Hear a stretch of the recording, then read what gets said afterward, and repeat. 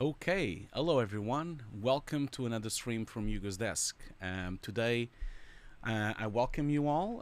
We are going to do the showreel reviews. That's what we're doing today. But yeah, I hope everyone is well. Hope everyone is having a nice day. I know that it's a bit of a I'm a bit worried about what's happening in India. As I just saw that there was just woke up to this news that there was a plane that fall down on India. So my thoughts, of course, my thoughts are with the families of the affected, and I hope no one in our community has been affected by that, and hope everyone pulls through. But it's quite scary what's happening over there. So we'll see what more news comes out of it.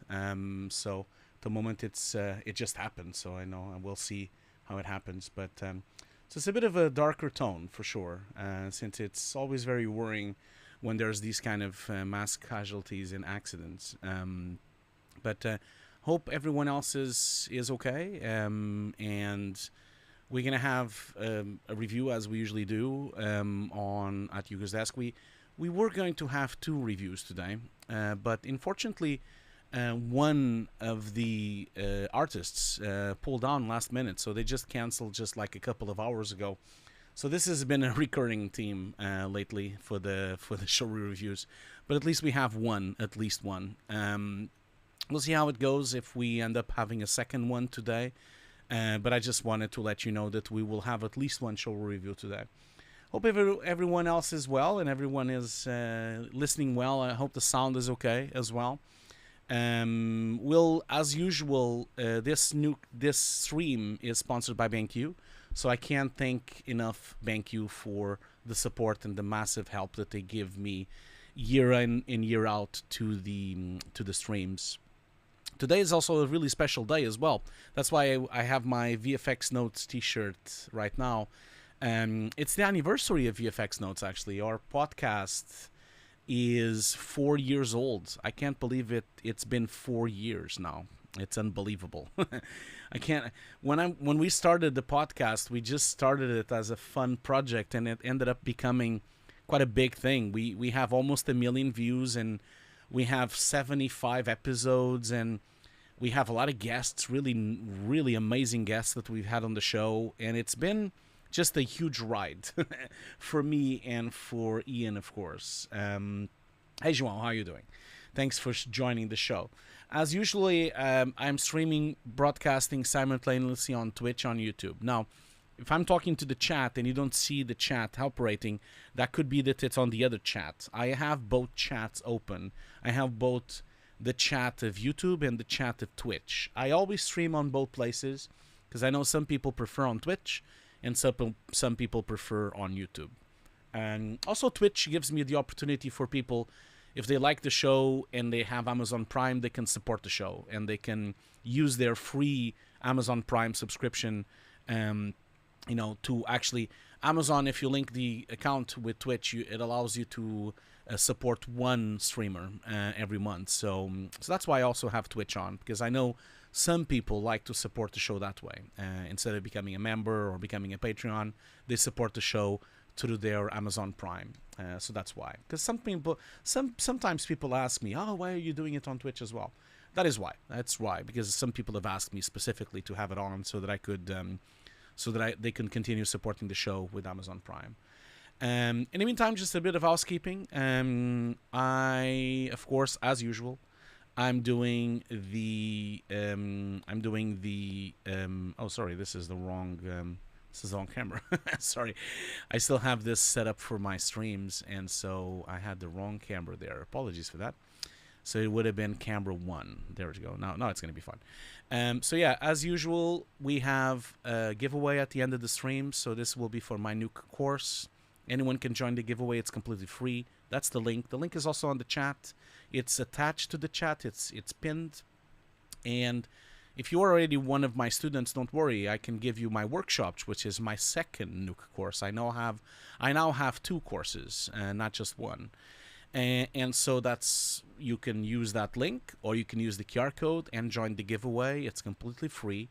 Nothing, you don't have to pay for anything.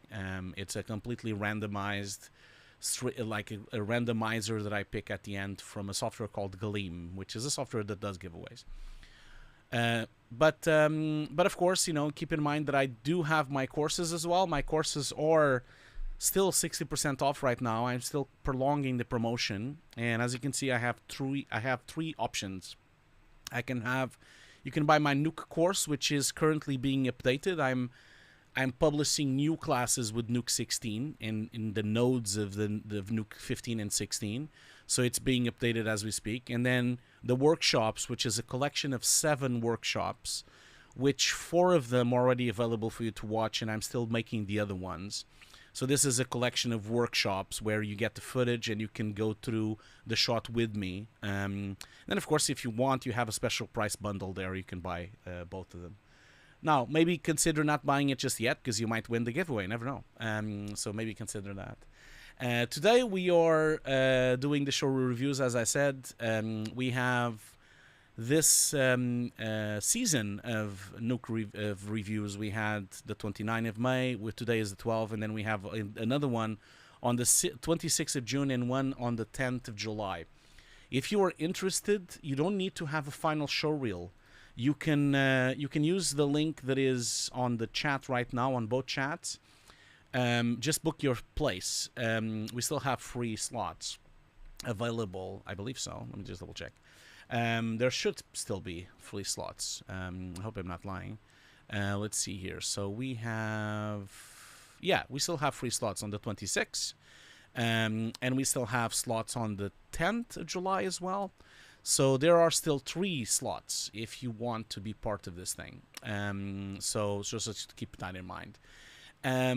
Yeah, and also just to let you all know as well, after this stream, after we finished with the showreel reviews, I have been playing games on my second channel. So I now have a second channel. Well, it used to be called Hugo's Desk Twitch Archives, or Twitch Replays. I've now changed it to Hugo's Desk Gaming. So if you're interested on, I'll put the links on the chat as well, and I'll put the link on the course as well if you want to buy my course. And if you want this second channel, I've decided to have a channel just dedicated for gaming, because when I was playing Silent Hill last year on the channel here on Hugo's Desk, I was having a lot of people unsubscribing because that I was playing games. And so a lot of people didn't really like that I was playing games.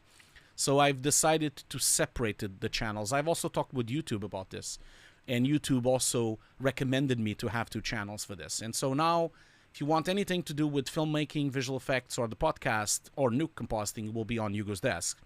Anything to do with games, streams, or video games will be on Hugo's Desk Gaming. And so it's a quite small channel, so if you want to consider subscribing, please go ahead if you like games. I'm currently playing Dark Souls 3.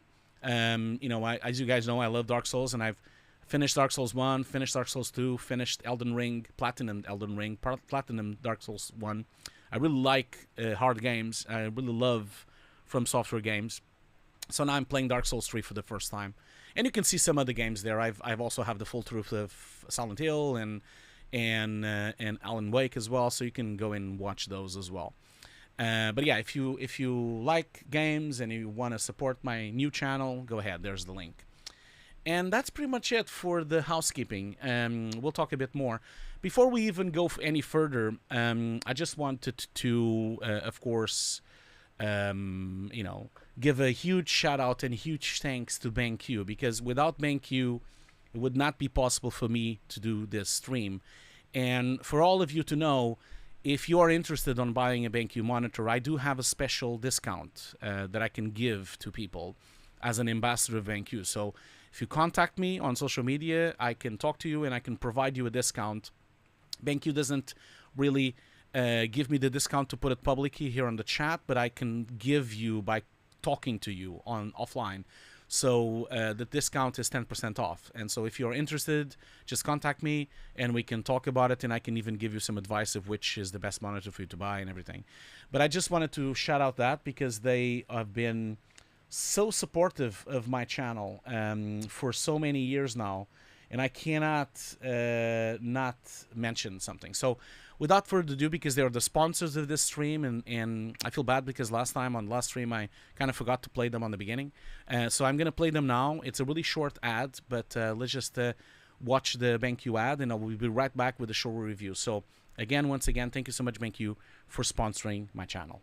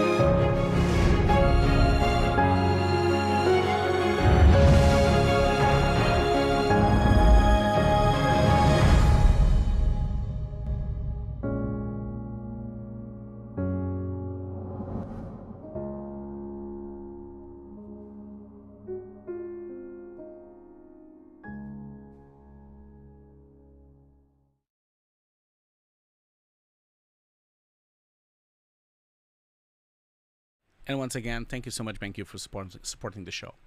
Okay, so with everything out of the way, let's just get the show started. And so I'm going to contact the first, not the first person, the first artist. As I told you, we were going to have two, but unfortunately, one of the artists has canceled last minute.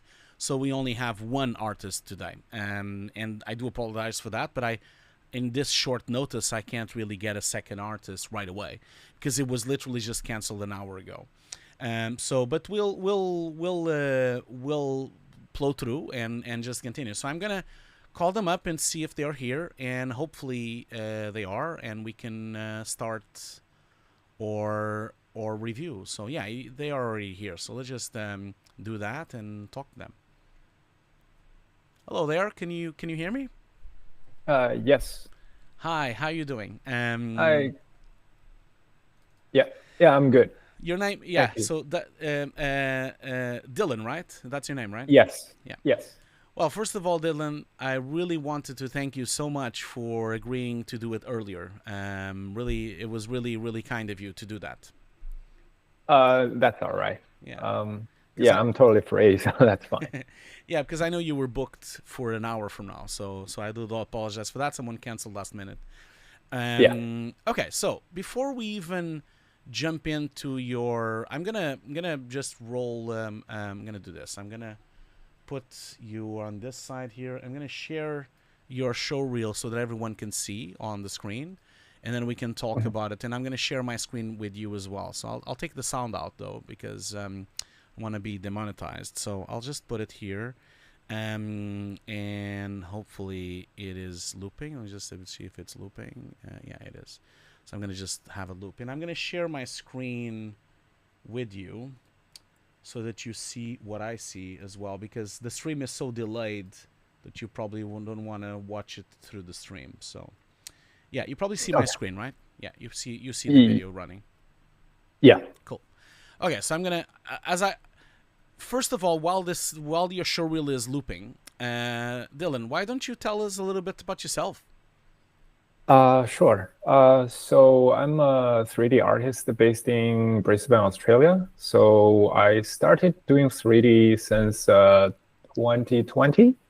So I've been always being a freelancer all the time. Like, and I mainly do projects for game trailers and promo videos and a little bit car commercials. Okay. Okay. Yeah. And so you said you're living in Australia right now, right? Yeah. Are you Australian? Do you live? Were you born in Australia?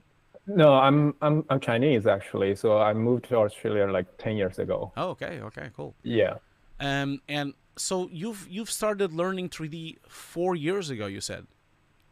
Yeah. So before that, I was a digital graphic designer in a marketing team in a local retail company. So I mainly do, After Effects, 2D animations, Okay. like motion Okay. motion graphics on those screens in the shops. I see. And by the end of actually in the year 2019, I quit the job and I started self-learn 3D, mainly Blender. And then I got my first job from Tesla early 2020. That's Okay. how I got started. Yeah. Okay. Okay. Are you looking for work, or are you still staff at on a company right now? So I'm still doing a little bit freelancing, but I really want to settle down. So I'm currently hunting for full-time or, even part-time permanent roles Okay. in some studios or companies. I don't know. That's why I made this showreel recently. Okay. I Yeah. see. I see. Well, first of all, I was asking you how long you were learning 3D, because Ah, your showreel looks so advanced and you have such advanced shots, and now I understand you already had a background on imagings, because you did design in After Effects, so you already, it wasn't from scratch that you've learned 3D. You already knew quite a lot about images and about compositing and about lighting and about everything. So because your showreel is really good, like you have some really really good shots here. So congratulations on that. You have some really really good shots. yeah. Thank Um, you. no problem. Okay, so first off, you also sent me your art station. We'll talk about that in a second. We'll go there and also have a look at it as well. Okay. So first things off, like your show reel is 2 minutes long, and so it's a bit to the long side. But I wanted to ask you, what is your objective with your show reel before we go through it and disconstruct it?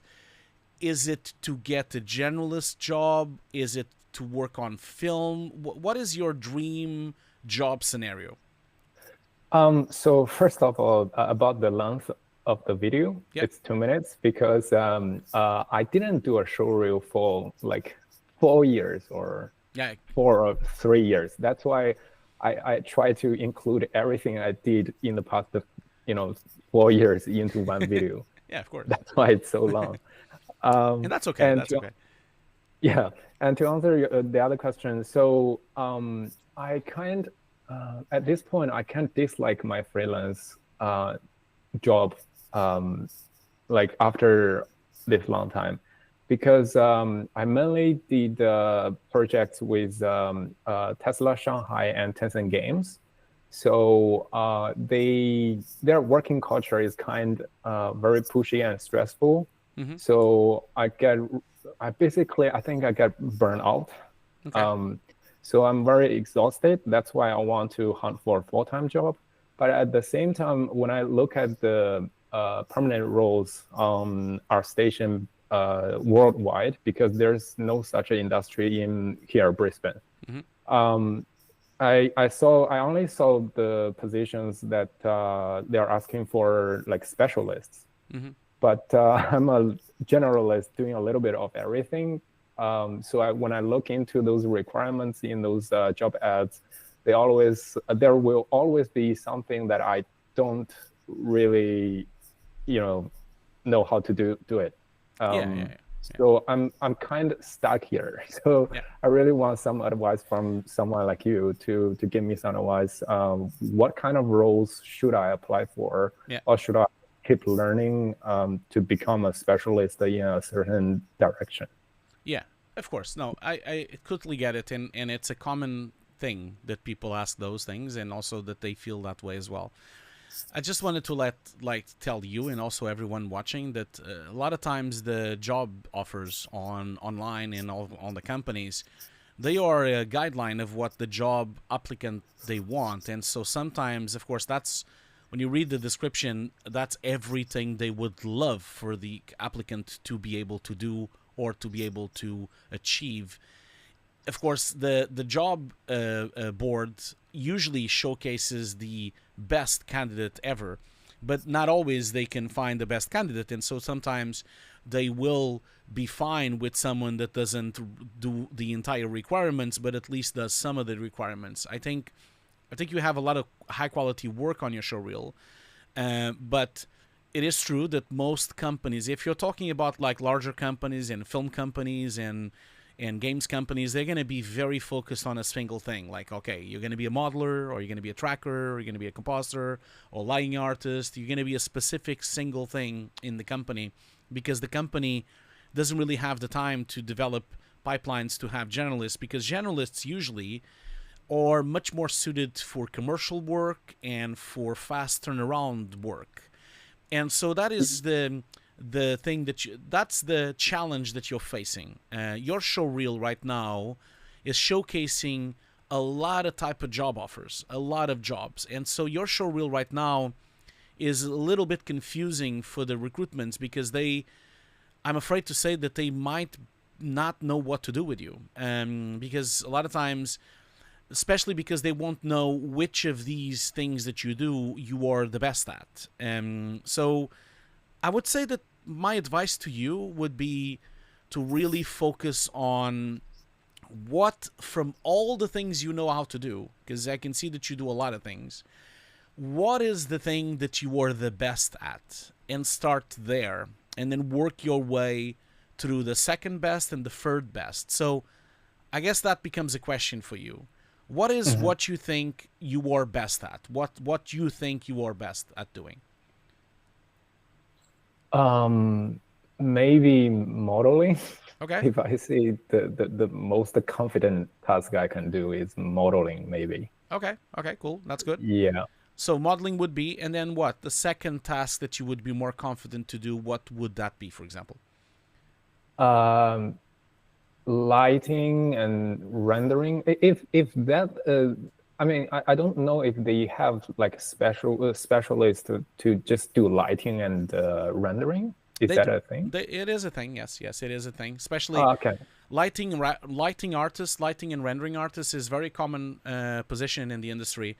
And in fact, these days, it's starting to become more and more merged into compositing as well, because a lot of lighting artists are comping their shots, and a lot of lighting artists are also either comping their shots, compositing their shots, or they are pre-compositing the shots to deliver to the compositing department. That there's a lot of crossover there. So definitely there is a position for that.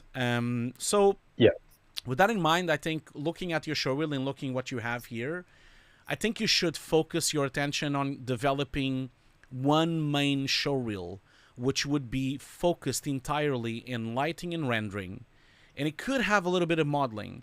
But I think because you have so much work, if I was on your place, if I was on your shoes, I would make two showreels. I would make a showreel for lighting and rendering, where you have all the final shots and you have all of that. And then I would make one specific showreel just for modeling. And that way you can apply to different jobs that exist. But I would definitely focus my attention on lighting and rendering, because modeling is an extension, and it's a smaller position. I don't mean to disrespect anyone. It's not like it's a smaller position. What I mean is like it's a position which will be a lot more people applying for. It's a bit crowded, and it doesn't require as much know-how of lighting and composition and finishing a shot. It's not on the finishing department, it's more on the middle of the production department. And so it's a different kind of world, because on lighting and rendering you're going to be there at the end delivering and finishing the shots. Modeling, you might be right at the beginning of the project, and then you pass over the model for someone to do layout and then to do rendering and doing lighting. So it's a different position, different types of stresses, different types of problems, different type of teams inside a big company. So I say let's go through the showreel real quick, so that we can kind of talk about that. Okay. First shot here, all aspects, you've done something, excluding some assets. So this shot here, which is pretty much like a full CG shot. Brilliant shot, by the way. It looks really good. You did a really great job on this shot, and so I understand why you put it at the end. Some takeaways that I would tell you for the shot itself. From a look development point of view, I think you went a bit too far with the chromatic aberration. It's a bit too much, and Yes. I think it just went a bit too far, which is a shame because I think if I go a few steps before, the shot looks actually much better and much more real before you put the chromatic aberration. I think you need to be careful to put a very subtle chromatic aberration because now I've stopped on the frame before on the breakdown before you put the chromatic. And this looks much more real right now. So you did a great job with the distance and the fogging and the atmospheres and really like the positioning and the framing. I really like that you have a tree in the foreground here and then a tree on the middle. It's a really well composed image. And so you basically saying here that you did everything and talk me through that. Like you say, excluding some assets. So what assets didn't you do? Tell me a little bit about this. The trees and the single grass elements, they're all from online. I believe these assets are from Polyheaven. Okay, I see. And then you can see two horses in the background on the right hand side. Those are from Sketchfab, I believe. I see. And then I think I bought those mountains from ArtStation Marketplace. Okay. And then so my work here is basically experimenting with geometry nodes in Blender to distribute all these grasses to make them look photorealistic. Cool. And also I modeled those buildings in the sky from scratch. Yeah. And also the background is just the image of the sky cloud. Okay. Yeah. I see. I think you did a brilliant job. I think you did a really good job. And this is a perfect shot to have on a showreel of lighting and rendering. Not so much as modeling, because on modeling side, you're using so many assets and you're building and laying out so many assets, except the ship maybe. As you said, you did the ship. So these ships, right? You see my mouse, right? You see me pointing. Yeah. So I would say that maybe it would be worth you doing a turntable just for the ships, and that could be really nice to have on your modeling showreel. So you could have this shot on your lighting showreel, lighting and rendering showreel, and you could have a turntable, a really nice turntable of that ship. Now, the turntable could still exist in this showreel on the lighting and rendering showreel, but it could maybe be a bit shorter, and then maybe on the modeling showreel you could have it for a bit longer, the turntable. So you could develop that new asset, which would be a turntable, which you could maybe use an HDR and make a nice lighting for it, and just so people can see especially if because in here on the lighting and rendering, it would be nice for you to do a turntable for that object, because it's a really nice object that you modeled. And I would focus on having a really beautiful turntable, like with a nice lighting and nice HDR. For the modeling showreel, I would also have the nice lighting turntable, but then I would also have a wireframe one so that the people hiring you can judge your topology skills, so to see how you've built the geometry and how was it done. So I would definitely do a wireframe version, a topology version, maybe a couple of zooms on it so that people can see different aspects of that model that you've finished for this shot, So, and I would not put the topology and the wireframe version on the lighting and rendering showreel, I wouldn't waste time with that, because you'll waste like 10 seconds on that and it's not worth it. But yeah, really lovely shot. I do think the only thing that I think you need to change, in my personal opinion, is the chromatic aberration.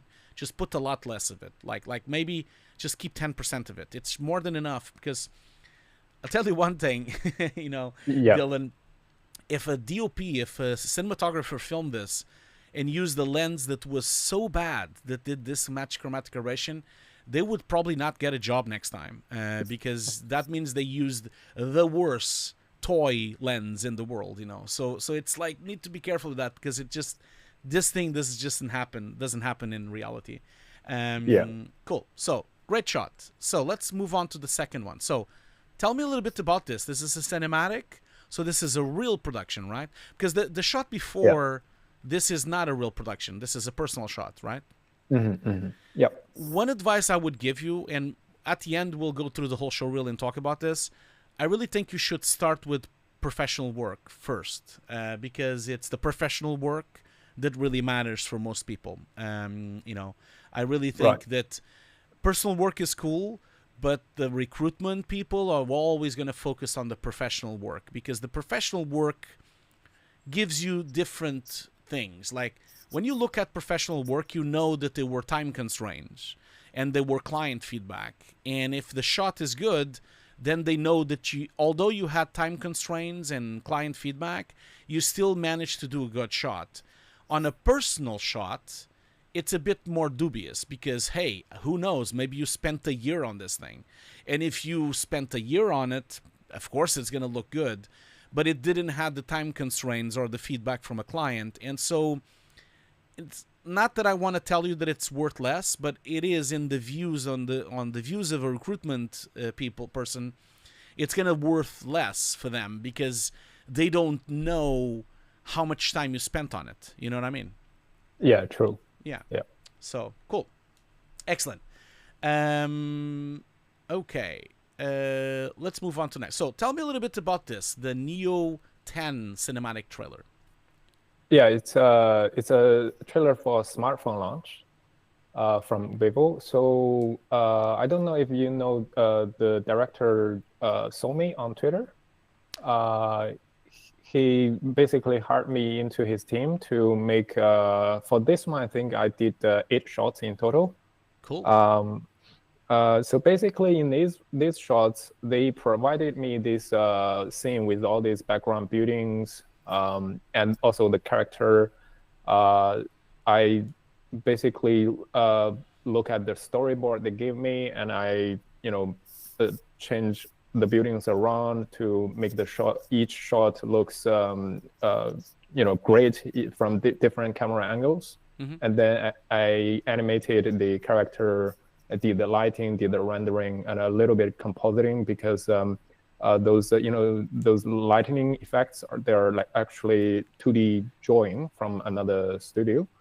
Yeah. So also I did some rigging. I rigged the big guy, the bad guy, and also rigged the robotic arm onto the character. Mm-hmm. I see. And then I also in the end, after the animation is approved, I did some cloud simulation. But that cloud simulation, they already have those. We use this software called Stealth 3D. They already have that file ready. I just need to import my character animation into the software and do the simulation and put it back into Blender. That's all the jobs I did. I see. And you did the comp where? On Blender as well, or did you comp somewhere else? After Effects. Okay. I didn't. There's not much compositing work actually. It's just add some glow. Yeah. On top of the. So the motion blur and the depth of field are in 3D, or you rendered? Oh yeah. Yes. Okay, I see. And you fed the bouquet and everything for the depth of field, I guess, or something in the 3D system, probably. Because I can see a bouquet effect on it anyway. So okay, I see. Well, I mean, what can I say? These shots look terrific. I mean, I was just like marbling at the amazing cloth thing that you have here with the colors and the reflections. This looks so good. It's so well made. It's really good. Those textures are from other artists, which I don't know. They just gave me this close file. Yeah. Yeah, and then you put it into the scene and lighting and rendering it. Yeah, but you catch some really nice lighting on it as well. Yeah, there's a just wanted to just mention one thing. There's a lot of questions on the chat, guys, and so if you give me a moment, I will answer the questions and I will go through the questions, but maybe once we're done with the show reel. So don't worry, I will be on the questions. Don't think that I'm ignoring the questions. It's just that some of the questions on the chat, on the YouTube chat, they're quite long answers. So I don't want to interrupt this show reel. So I will answer at some point. Don't worry. Yeah, these shots looked fantastic. I think you should start the show reel. Well, I've not seen your show reel so far. This is the first time I'm watching it as well. So because I've said this before on these show reel reviews, I never watch before. People submit the show reel, but I never touch it or look at it. I just want to have the surprise of watching it for the first time because because it's just like what will happen on a recruitment booth. You know, if you go to a recruitment center, or if you have a meeting, or if you send a showreel, you'll have the first impressions. So I'm trying to keep the first impressions. I think you did a fantastic job. These shots look really professional. They're really well staged. The lighting looks terrific. The effects look terrific. Who did the animation? Where is it provided to you already? I did all the animation. You did the animation as well. Okay, well, great. Yeah. The animation is very well achieved as well.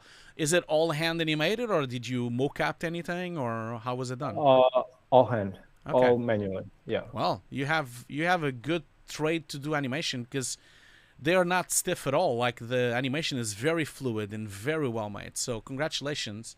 You are also very good at animation. Do you enjoy animation, or is it something that you don't want to pursue? First of all, thank you for the compliment. And also, I think I think these particular shots, they are easy to animate from my perspective. Not gonna just to be honest. Yeah, I know what you mean. Because you know, each shot is like 1 to 2 seconds long, and it's so fast paced. So you won't notice much you know, details. Yeah, I know what you mean. I know what you mean. But yeah. having said that, it is very easy. I've watched a lot of showreel reviews in this show on YouTube, and Yeah. in fact, I just counted it last week. I've now reviewed 125 showreels. So you're 121 now. And so I have seen a lot of showreels where the animation is a bit stiff because the person is not an animator.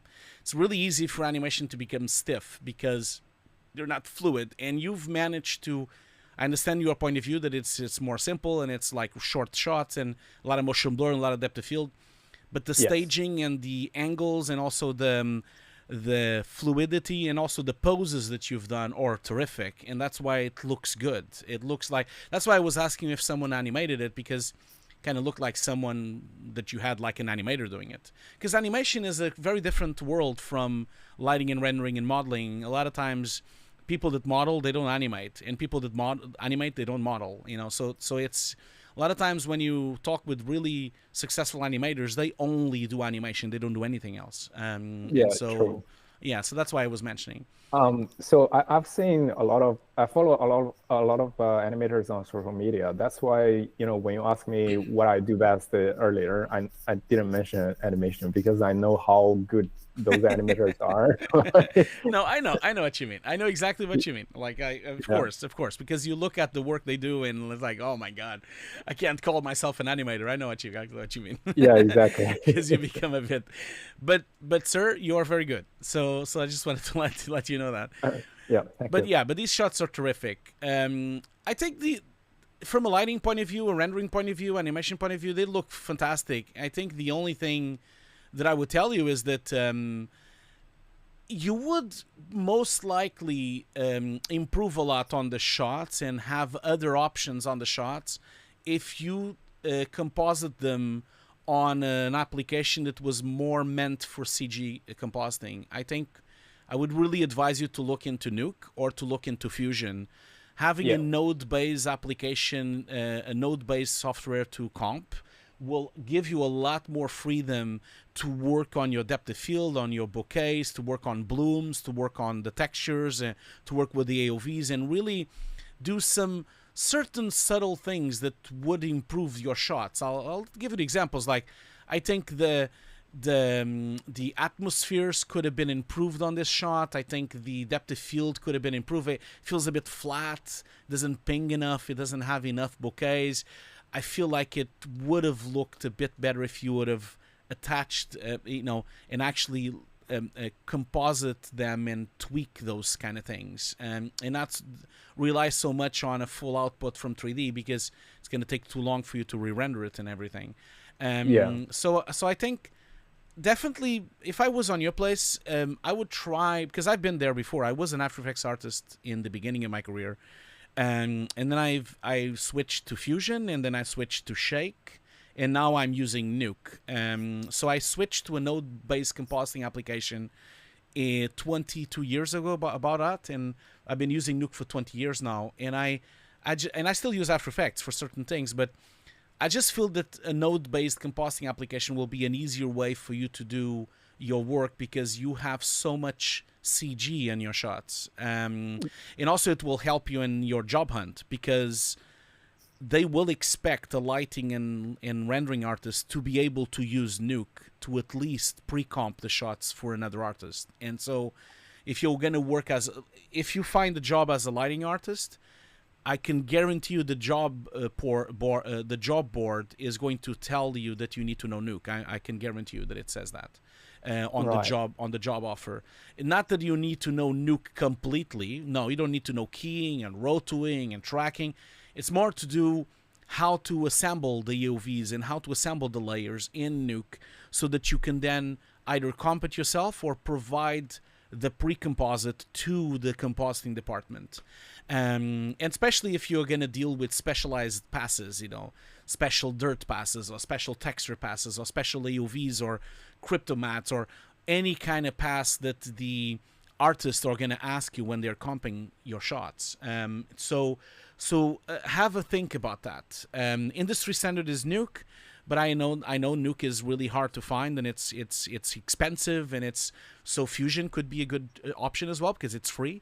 But I would definitely at least try it out and start thinking about node compositing, because After Effects is going to be a limitation for your job hunt if you try to work on a bigger company. Because none of these big companies use After Effects for compositing.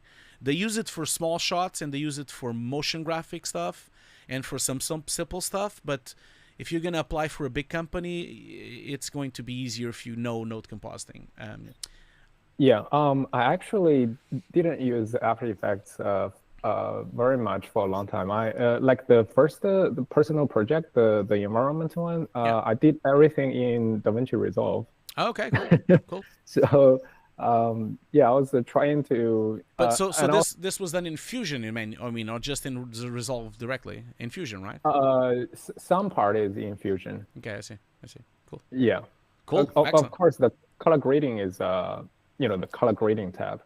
Yeah, exactly. Yeah. That's on Fusion, of course. Yeah. No, man.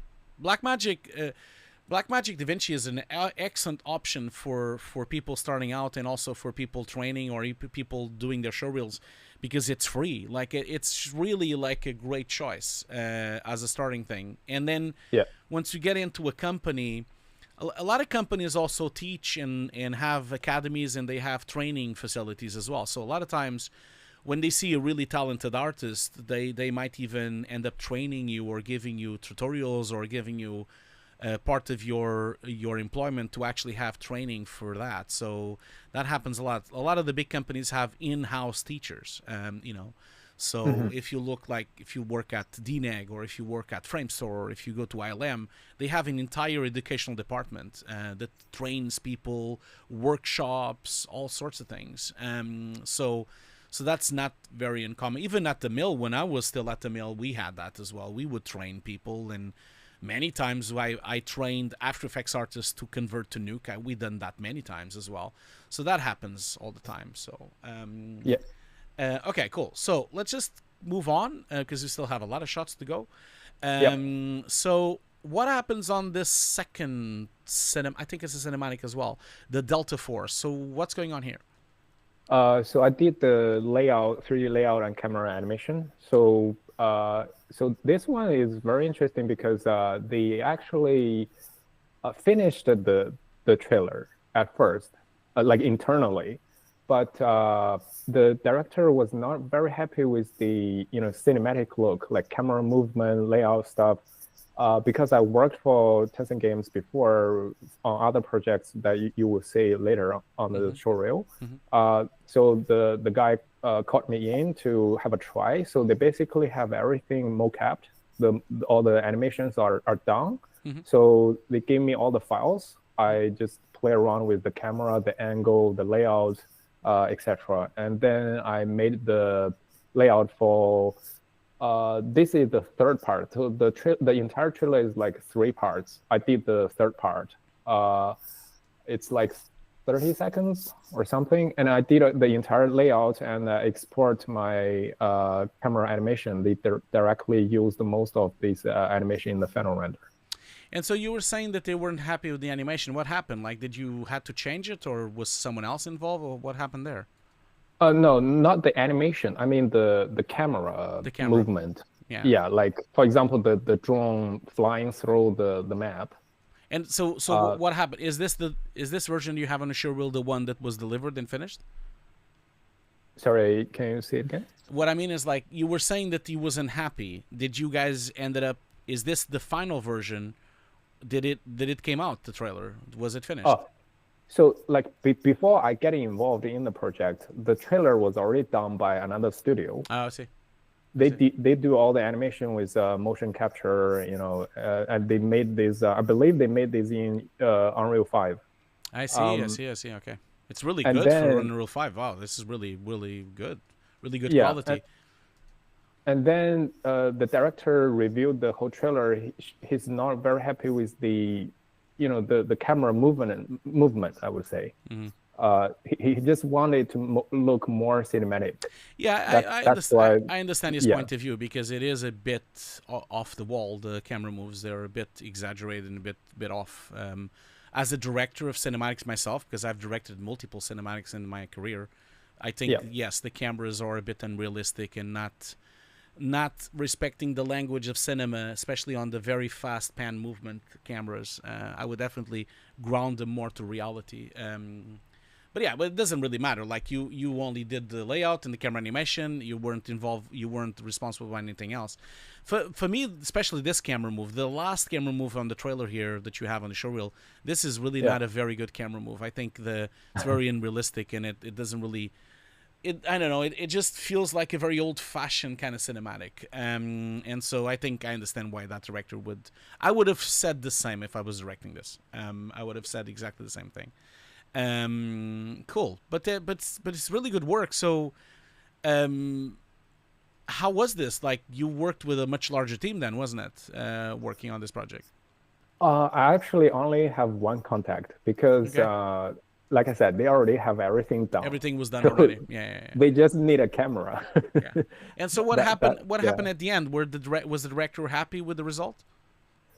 They of course they made further changes. Oh, okay, I see. Some part they directly used my camera. I export my camera to ABC files to them, so they decide which one to use, which one not.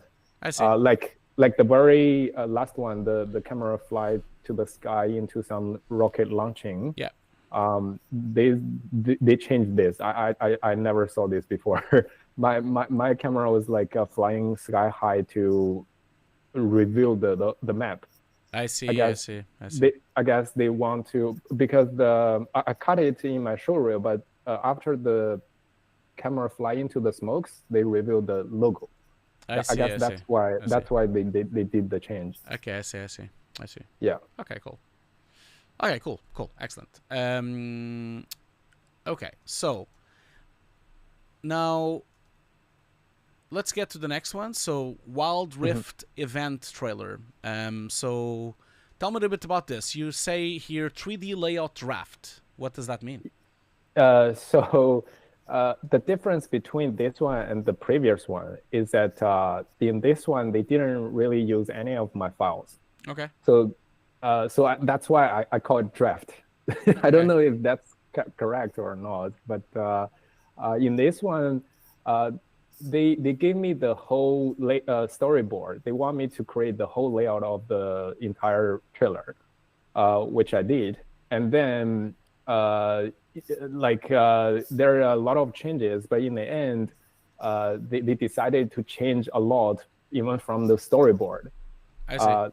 So they really get to the deadline. So they said they can't afford another few days for me to complete the entire layout again.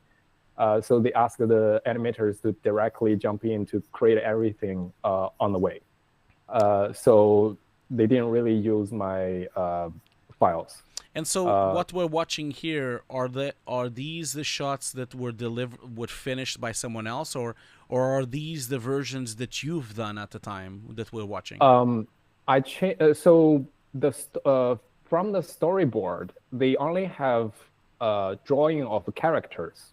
Like they will say character A is like dancing with character B, and they don't really have the environment like the background. I was the one to figure out, okay, where these two characters activities happen, where those two happen, and later on you have to make things make sense, because it's all in this room. So like you see the cat character flying downwards the stairs. That's my design. I think they changed it a little bit angle, but it's pretty much similar to what I have initially. Okay, so it would be that you've done the layout and you did the camera. Then is that what you mean? It's the camera that you worked on. Yeah. Yeah, and also the characters animation. I referenced the League of Legends animations from the game. So, like for example, okay, the cat is flying, so it probably look good if we fly along this long stair. That's what I did. Okay. I see what you mean. But the animations were delivered were not done by you, right? Like the animations were done by someone else then. Okay, I see. Yeah. It's a bit confusing what you wrote there, 3D layout draft. I think you need to like rephrase that. You need to like think about maybe just mention that you did the camera, and maybe that would be it. I don't think, a bit like the one before, where you say 3D layout on camera animation. Maybe just say that instead of putting draft and not mentioning the cameras, because it could be a bit confusing. They might not understand what you mean with draft. If I was watching the showreel for the first time, like I am now, the first reaction I have when I read 3D layout draft, it only tells me, oh, he did the 3D layout, but this is not the final shot. That's what it tells me. So it's a bit of a different thing what it really happened, because then I'll just think, oh, this shot maybe wasn't finished yet, or maybe it's not delivered yet, and you're putting it on your showreel, and this is a draft, it's a earlier version or something. So it's a bit confusing. You need to like rephrase what you've done. So you just explained to me that you've worked on the camera and worked on the layout. I think you just should write 3D layout and camera. I think that's what you should write. Okay, got it. Yeah. Okay, cool. Now, going back to the next one. So now we have here PUBGM versus Maserati, 3D layout and camera animation. So tell me a little bit about this. This one is similar with the Delta Force one. I did all the layout for the entire trailer and the camera animation, which I exported to them, and most of the camera animations were used in the final shots. Okay, cool. And also I did, for example, the cars and the plane, I animated the cars because, I have to animate the car to know where the car is so I can, of course. point the camera at the car. Yeah. So later on, they bring in their high poly car model. I think what they did is they just parented their high poly model onto the model I animated. I don't know how can I, explain these details with simple text. Well, you can. Well, I know it's difficult, but it's fine. You can, of course, on the interview, you can explain all these things. But I think you could add 3D layout, camera animation, and car animation. You could just write that, so that they don't think that you've done the animation of these fellas falling. So just write car animation. I think that would be it would be fair for you to do, because Yeah, actually, I did some of the character animations in the layout. Okay. But I think in the end they probably changed. They probably didn't really use my. Okay. So if you're not sure if the characters are in the car you should write just the car animation. I think during the interview you should explain all of this. You should just explain to everyone all of this so that people know. Okay. So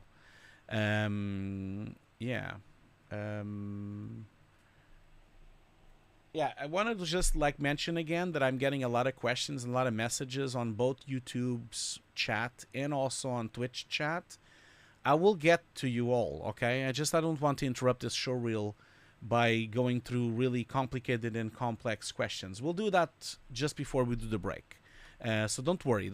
I'm not forgetting any of you. Okay, so it's just for respective Dylan here. I don't want him to like be hearing here for half an hour of questions. Oh, that's fine. That's fine. Okay, cool. So that's cool. And then the next shot here you have is a personal job. So you have procedural VFX and animation. You basically have two completely different things here. So I guess you're just trying to save some space on the showreel, right? To try to show more things. Yeah. So I'm assuming that, so this is just you showing people that you can do some procedural in animation and some, these are cool. I like the whole way you're presenting them as well. So they're just like really tests, really, to be honest, isn't it? Pretty much. Yeah. So, and all aspects, I really like your molecule thing there is really nice. These are really cool. I think this is a good showcase of your ability to be a generalist and to ability to do a lot of different things. Okay, cool. So, and then what else do you have here? So this one, again, personal job, procedural modeling and texturing. So you did everything except the 2D smoke, I can see. So this is a really nice example of a cartoon look shader. You did the same thing as well here with the Dragon Ball fan art as well, which you have the topology and everything. And you've did you model this, or did you get the model in, or just lighting it and shading it? Oh, the Pokemon and the Dragon. Sorry about my daughter is crying. I don't know if you listen to that. Oh, it's not a problem. If you need to attend to her, please go and you can come back. It's not a problem. Oh, no, it's fine. My wife is taking care of her. Okay. It's not a problem at all. Don't worry. Okay. So the Pokemon and the Dragon Ball, I did everything. Modeled from scratch. Okay, cool. Yeah. Excellent. So, okay, cool. Really nice model. This is what I was saying about the topology. This is what I wanted to see on the ships on the beginning, like the ships on the first shot. I would like to see this, to see the wireframe so we can see the quality of your modeling. Okay, cool. And then Detective Conan, okay, cool. So you have some animation here as well and some modeling as well. Okay, and then we go back to production again. So this is Lightspeed Studios branding promo, and it says again 3D layout and camera animation. So this is it's pretty much the same as before, right? You did the cameras and anything else that you did that you forgot to write here, or not really. No? It's a similar like workflow as the other. So the animation of the character was not done by you; it was someone else that did it then.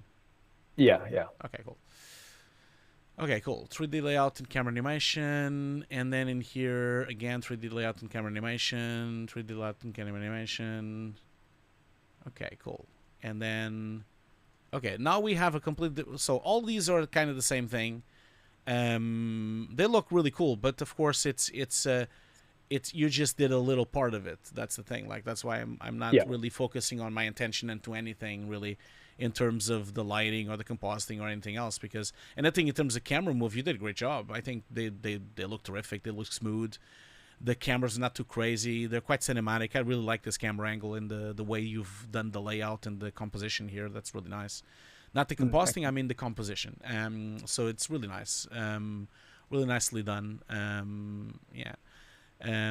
Cool. And then we have a job here where you were the lead 3D artist. So tell me a little bit about this. Speed Mobile. This is a commercial, I'm guessing, isn't it? Yeah, it's a for mobile game, like a racing game. So in this one, I did. How could I say that? If you remove the 2D elements, like the crazy smoke, and also there's a giant tagger behind the car. Those are by other 2D studios. I see. I did, of course, the car model is from the game, so I'm not doing modeling. But I did all these texturing, animation, lighting, rendering. Yeah, of course. And how was the operation with the 2D stuff? Is it like overlaid later, or did they give you the assets and you had to put them in? How did that work? Yeah. So we basically finalize the animation, and then I send all my animation to the artists. I see. I see. Cool. They will draw frame by frame, which is sounds crazy. Well, Yeah. it is what it is. Okay, cool. Excellent. And then, okay, and then you have I, yes. Go for it. Please go ahead. for that one, I really did some R&D on the texturing because they don't really have texture. It's just a model. They want me to, uh, find a way to make it more stylized, including the car skins and also the iceberg. So I did a lot of testing on the texture. I see. Okay. Okay. See. Yeah. See. Cool. Okay, and then we get a few more personal things here that you have with hard surface creation. Yeah. I think you did a good job here, but again, I would. The reason why you don't have a wireframe on this gun, but you have on that gun, is it because you haven't finished the lighting on this one, and you have the? Is there a final version on this gun, on the gun on the left as well, on the right side? Yeah, you're right. Okay. I didn't finish the gun. That's why I put wireframe on it. Okay, I see. I see. I see. But it looks cool. I think you did a good job with the texturing and also a good job with the surface and the amount of detail. You have a lot of scratches, a lot of wear and tear. It's very well achieved, especially this lamp, like this lantern. It's funny because I have one almost the same. I have like a metal lamp here, which is like a little flashlight that I usually use to go to like corners that are dark here in my office, and it's kind of the same thing. The wear and tear is exactly like that. I'm looking at it now, and you get like all these little wear and tear places in the sides of the metal being scratching things. You did a great job with that. The whole thing looks really solid. So one thing I want to mention is that I did all these textures procedurally in Blender. That's why Oh wow. you remember early on I asked you when I look at those job ads, many of them require substance painter. Yeah. Which I don't know, but I think I can just make everything in Blender. It's worth you considering that. I'm gonna tell you something that probably not a lot of companies usually tell people because they don't want to write that on the job offers. The thing with this is that they are looking for the best artists. That's it. Stop. Period. And so they don't. To be very honest, like they put the name of the software because it's easier to get an artist that already knows the software. Obviously, they find someone with this caliber of quality that knows surface substance, or if knows MADI or whatever the application that they're trying to look for, it's better for them because, of course, then they don't have to train the person on that software. Having said that, like if they really like your showreel, even if you've done it in Modo, like even if you've done it in Blender, they won't care because first off, most likely they have Blender, and so you could continue working like that. And second of all, even if they don't have Blender, they can get Blender because it's free. But the third thing is that if they see something, if they see talent, they'll train you with it. And so applications are the simplest thing of all of this. Like in my career, I've worked in 5 different compositing applications. As a compositor, I've used 5 different applications over my career. And I'm sure by the end of my career, until my death, like I'm probably going to use another 5 or more, So applications come and go. Skill doesn't. Like, the core skills and the knowledge of how to do it and actually the eye for detail in how to make it. That's what the companies are looking for. So I wouldn't be too worried about that. Obviously, if you could at least know the basics of those softwares, that would be good. And I don't think it's that hard for you to just like learn at least the basics. I'm sure in a couple of weeks on YouTube, you can learn the basics of any software. It's quite easy for you to kind of be semi-proficient on those softwares.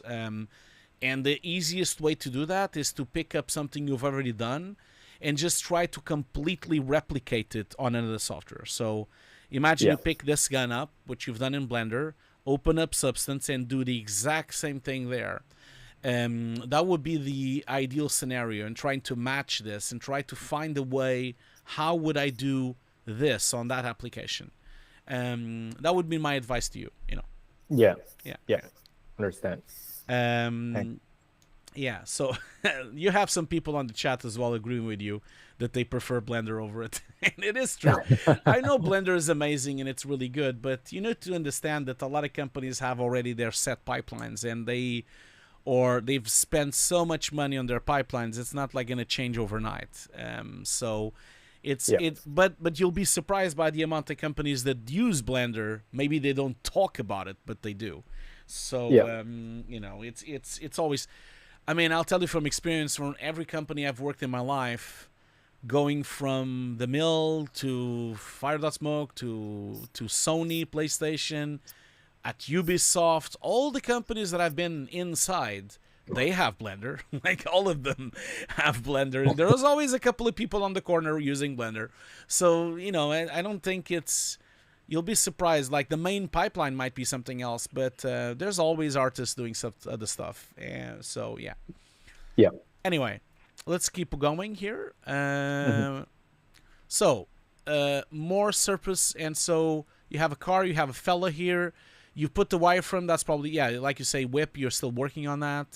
So keep going, because this could be cool if you put really nice textures on it and scratches and a lot of detail on this helmet so that it looks like it's wear and tear, and just really go to town with it, especially the helmet. The skin and the dude himself is not that important, because I think a lot of times you either will be, you know, someone probably else will be doing those kind of things. But for hard surface, it's really nice for you to really work your way through that. I think your car, the buggy, also looks really nice. You did a great job with the mud and the textures and the mud attached to the wheels and the mud splatters as well. The wheel is the window is really scratched. I mean, would they really drive this? I think you went a bit too far with the scratches on the windshield, but maybe it doesn't need. Otherwise, this is like a car that should go to the scrapyard. But I think it's really nice. Nice touch for you from a presentation point of view. Would be nice maybe to turn on the lights, have a little flare there. Could be nice from a presentation point of view. You know, since you're a lighter as well, always try to make your stuff look really cool when you're presenting them. You know, the coolest they look, the more impressive they're gonna look, and not just like some random car rotating. You know, so maybe turn on the lights and also turn on the brakes. You know, just that little glow will just make it look so much cooler. You know. I totally agree. And the scratch on the windshield, I would tone that down. So okay, so the other thing as well I would say is, think about the logic of this. How the hell would the mud get to the back of that side? I mean, usually when you're driving, the mud goes sideways, goes to the back. I don't believe the mud would go there to the in-between of the two seats. Because how would it? Because the windshield is protecting from the mud.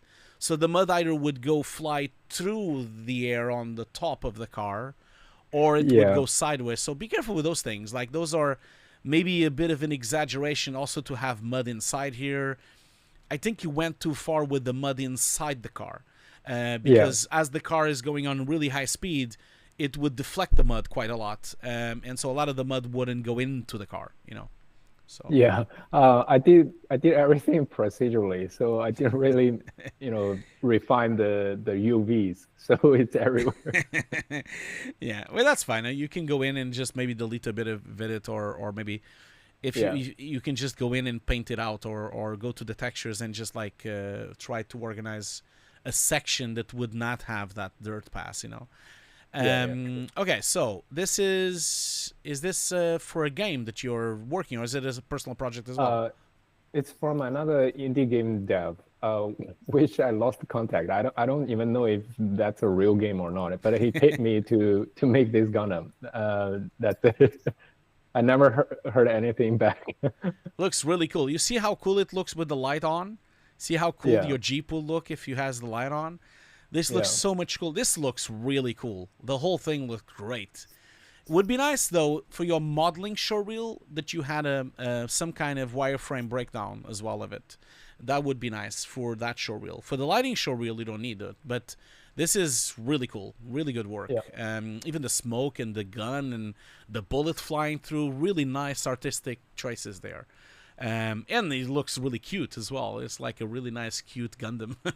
It's like a Yeah. little fella there. You did a great job with the texturing, the lighting, and also the scratches and the surface. Especially, this is really really well done. Like all this wear and tear that you have here, and it's very cool, very cool. So yeah. Yeah, Mhm. Fran Yoshi here is saying you can totally mask out the procedural dirt with a mask. So he's just like giving you a Yeah. little bit of hint there. Fran Yeah. is a long time watcher of the show, really talented artist as well, and he's always here supporting the streams. Thank you so much, Fran, for doing Thank you. that. So next up, shoutout Fu. So this is a commercial, Uh, right? yeah. Cool. So it's just animation. So they have everything done in Blender. It's a still poster. So they asked me if I can make it move. That's all I did. You did a really good animation. How was this? Was it all hand animated, or was it like some kind of simulation that you did? Um, I remember some coins are simulated, some coins are hand animated because Okay. I want the position to, be exactly Yeah. there. Yeah. I really like the way the statue falls down. I think it's great with the secondary animation, the ribbit with the coins and everything. And I like some of your coins. There's some of them that look a bit weird. I'll tell you, one that really stood out to me was these ones are like in midair, and some other coin hits it, and they continue to be in midair. So Yeah. some of the coins are defying the laws of physics. So you kind of want to be careful with these kind of things, to try to Mhm. make sure, it would have been simple for you to just put another coin behind it or something, so that it would hold that weight.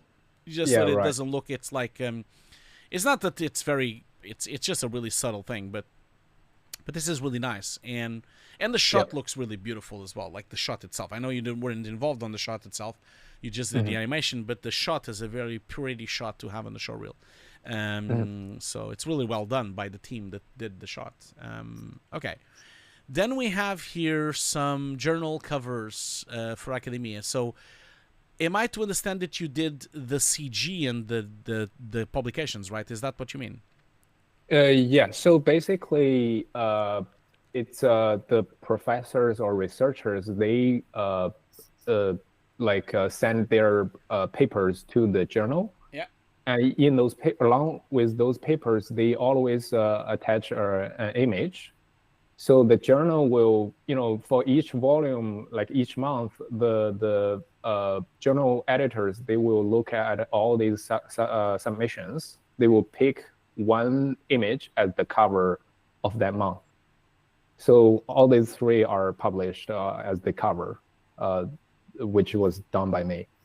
I see. I see what you mean. Okay, I Yeah. see what you mean. Cool, man. I mean, here's the thing. If you're showcasing this for a modeling showreel, I would like to see the model itself and the wireframe. If you're showcasing for the lighting showreel, then this is cool to show it like this, but then I think you should take the time to show them in full screen and not like you can show the 3 magazines, but then as a lighting as a art like a recruitment person trying to see if you're a good lighter or not, I would love to see them a bit close hand, a little bit closer. So maybe Yeah. show the 3 magazines and show full screen versions of them, maybe with a little pan or something. And then for the modeling showreel, I think you should have the wireframe and the topology of what you've done, so people can Yeah. see what's happening there. And then you have here some some work from for Tesla here. So tell me a little bit about this. What's going on here? Is this like a commercial or what's going on?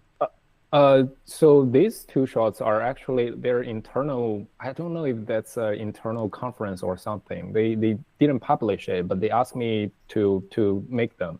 Yeah. So yeah, like I said, on the top right corner, the assets are all from online because the timeline was very short. Yeah. So I did all the animation, lighting, rendering. Yeah, I see. That's just very typical thing. A lot of times companies hire you to do something and it might not end up being used, or sometimes it's used somewhere else in a more obscure place that you don't even know. So, Yeah. but that's fine, whatever. Like as long as they know and they allow you to present it, that's perfectly fine. And so they look great. So you did everything really. Like you have a really nice depth of field going on here, really nice lighting, really detailed chip.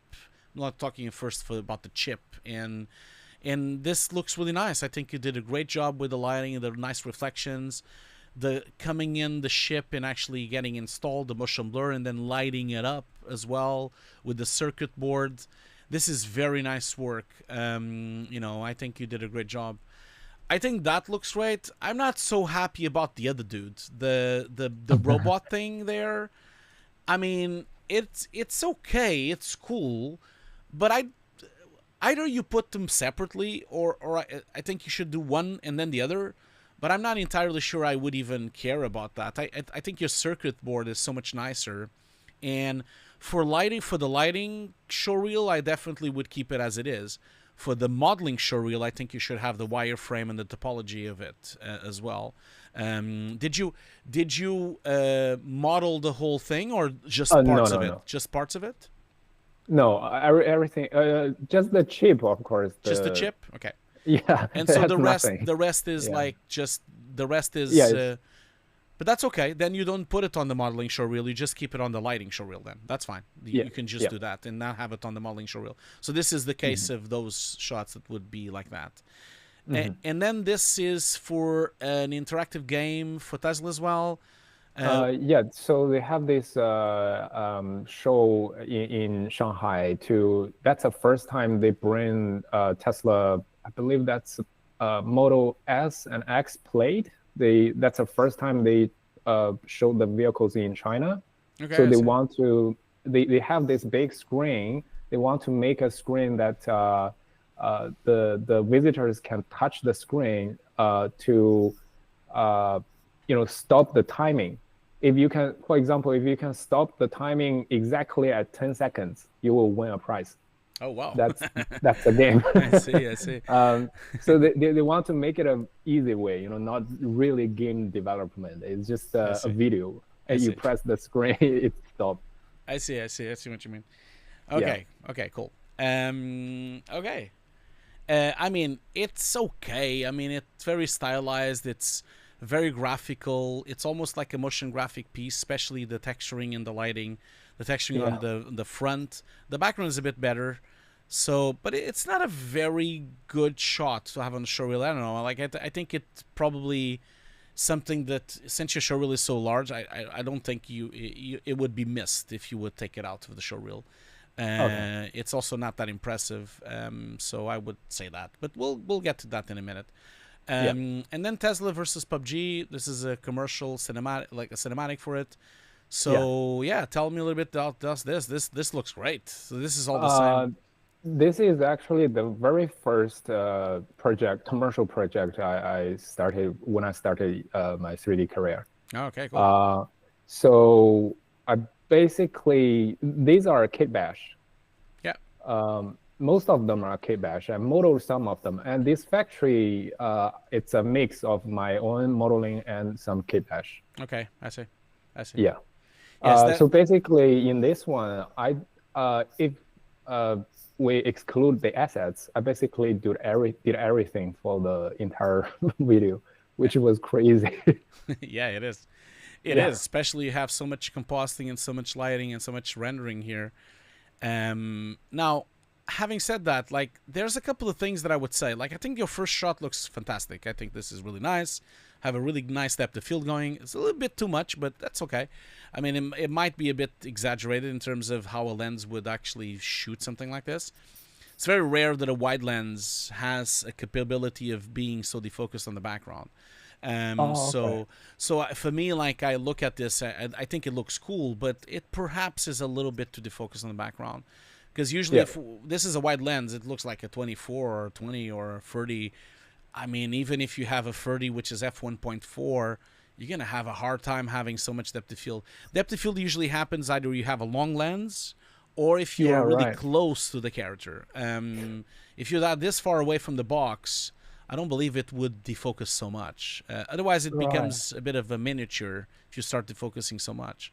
But it looks great. This looks great in terms of lighting and atmosphere and shading, and this looks great. This one doesn't look that great. I feel there's a couple of problems with this. I think and you said it was already a bit old, and it's already like one of your first projects. I mean, it's lacking detail. There's a lot of repetition on textures. If you look back here, it's completely empty buildings here down the back. I mean, this house and cars look very simplistic. The whole thing on the sides of the factory are looking like very simplistic CG. Now, of course, obviously, maybe that was the objective. Maybe it was supposed to be a bit more graphical.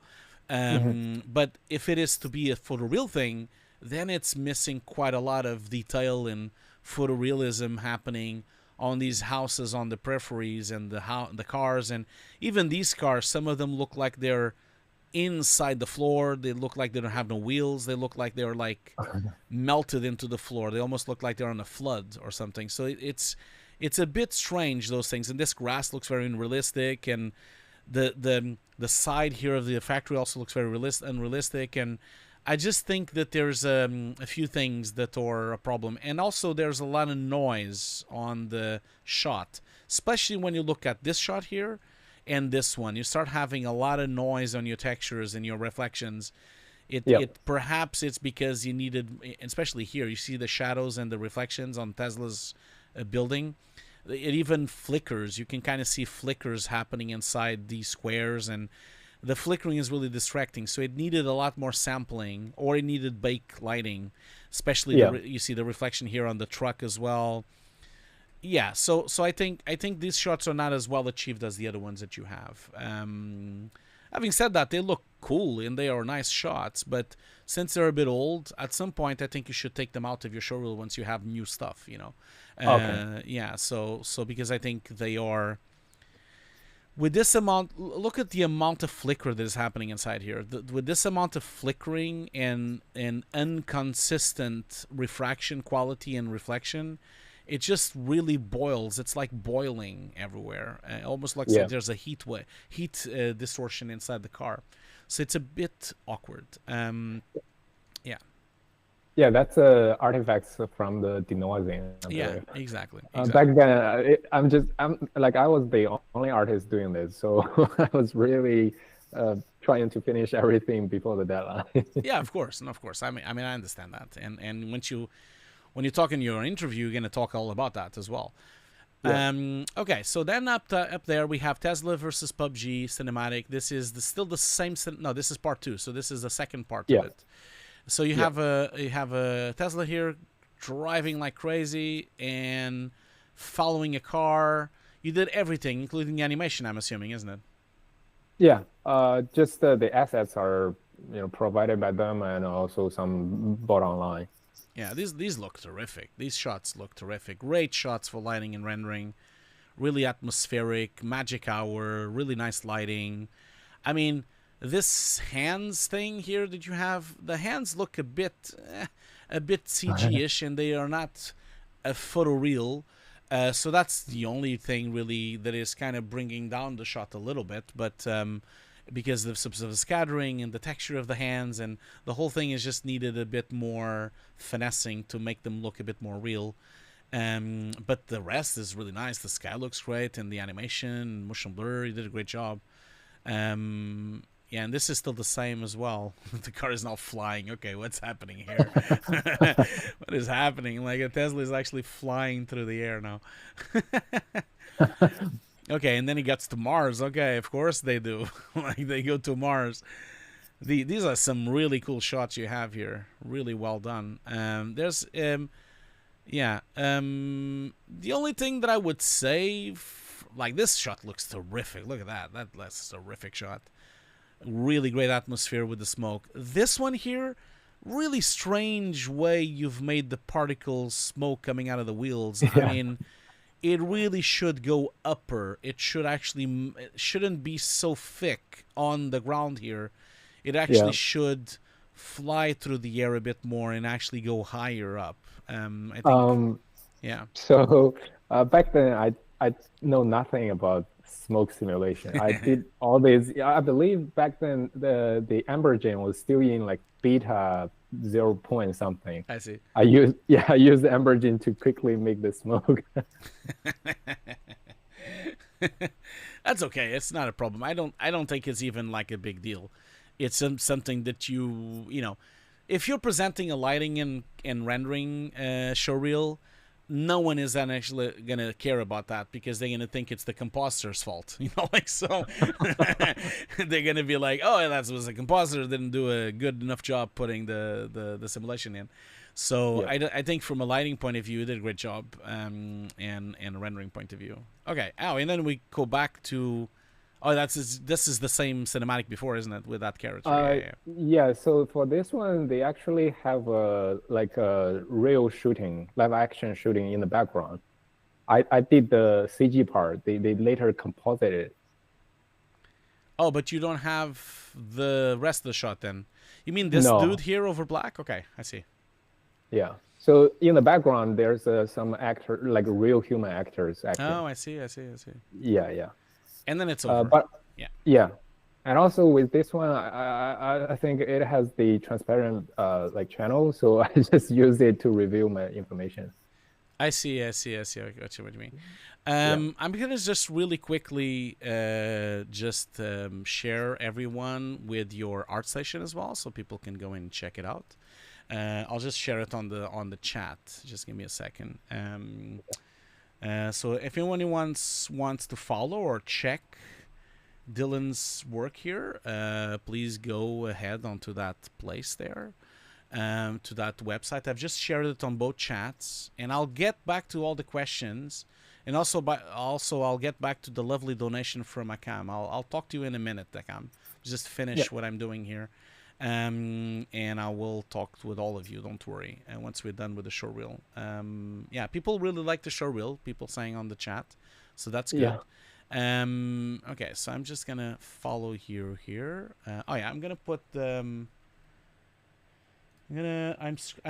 only sharing the QuickTime. I'm gonna share with you my screen itself because I'm now sharing that would be screen 2, so I'm sharing that so people can see.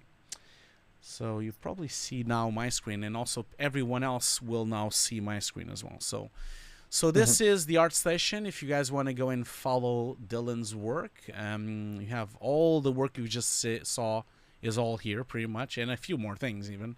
So which is great. You also had, I think you on your showreel I saw that you had a Twitter account as well, wasn't it? You have a Twitter account and a YouTube channel as well.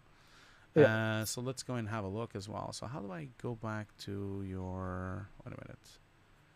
Where... Oh, yeah, there we go. So I have the Twitter account is here. And then the YouTube channel. So do you do anything on YouTube? Is that what's happening, or...? Back then I did some Blender tutorials, but later on I was like really exhausted by all the works. I didn't have any time to, you know. I see. Okay, cool. You already follow me on Twitter, so now I'm following you.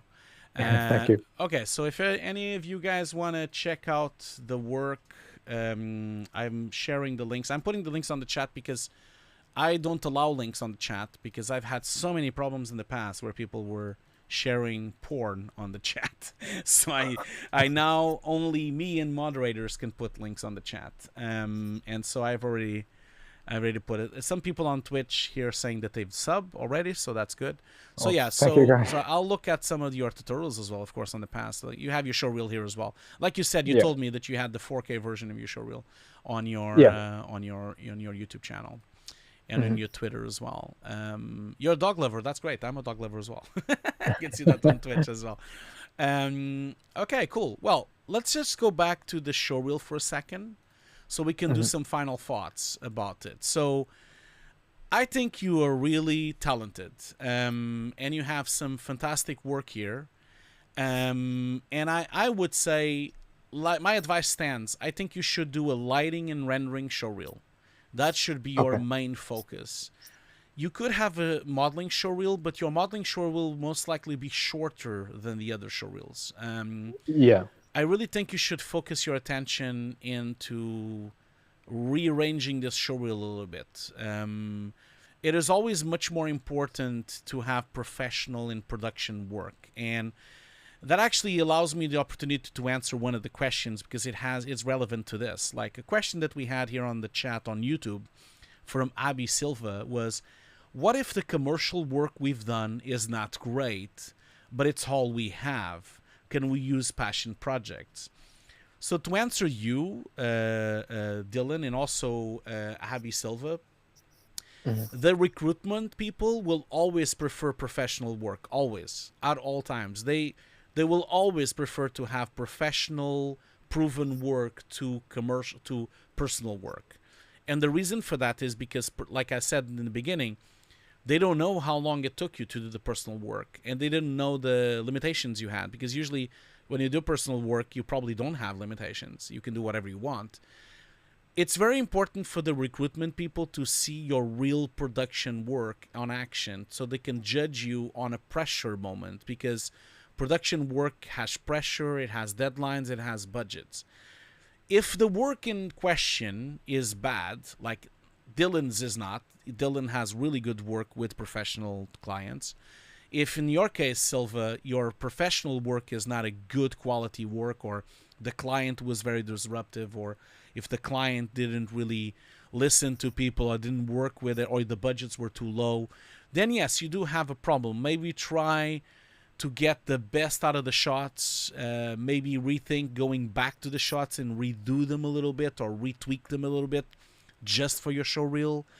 Or yes, in that case, maybe put a few personal projects and personal shots in the middle of your showreel. But I really would emphasize that people are always going to look at the professional work first, even if it's not very good.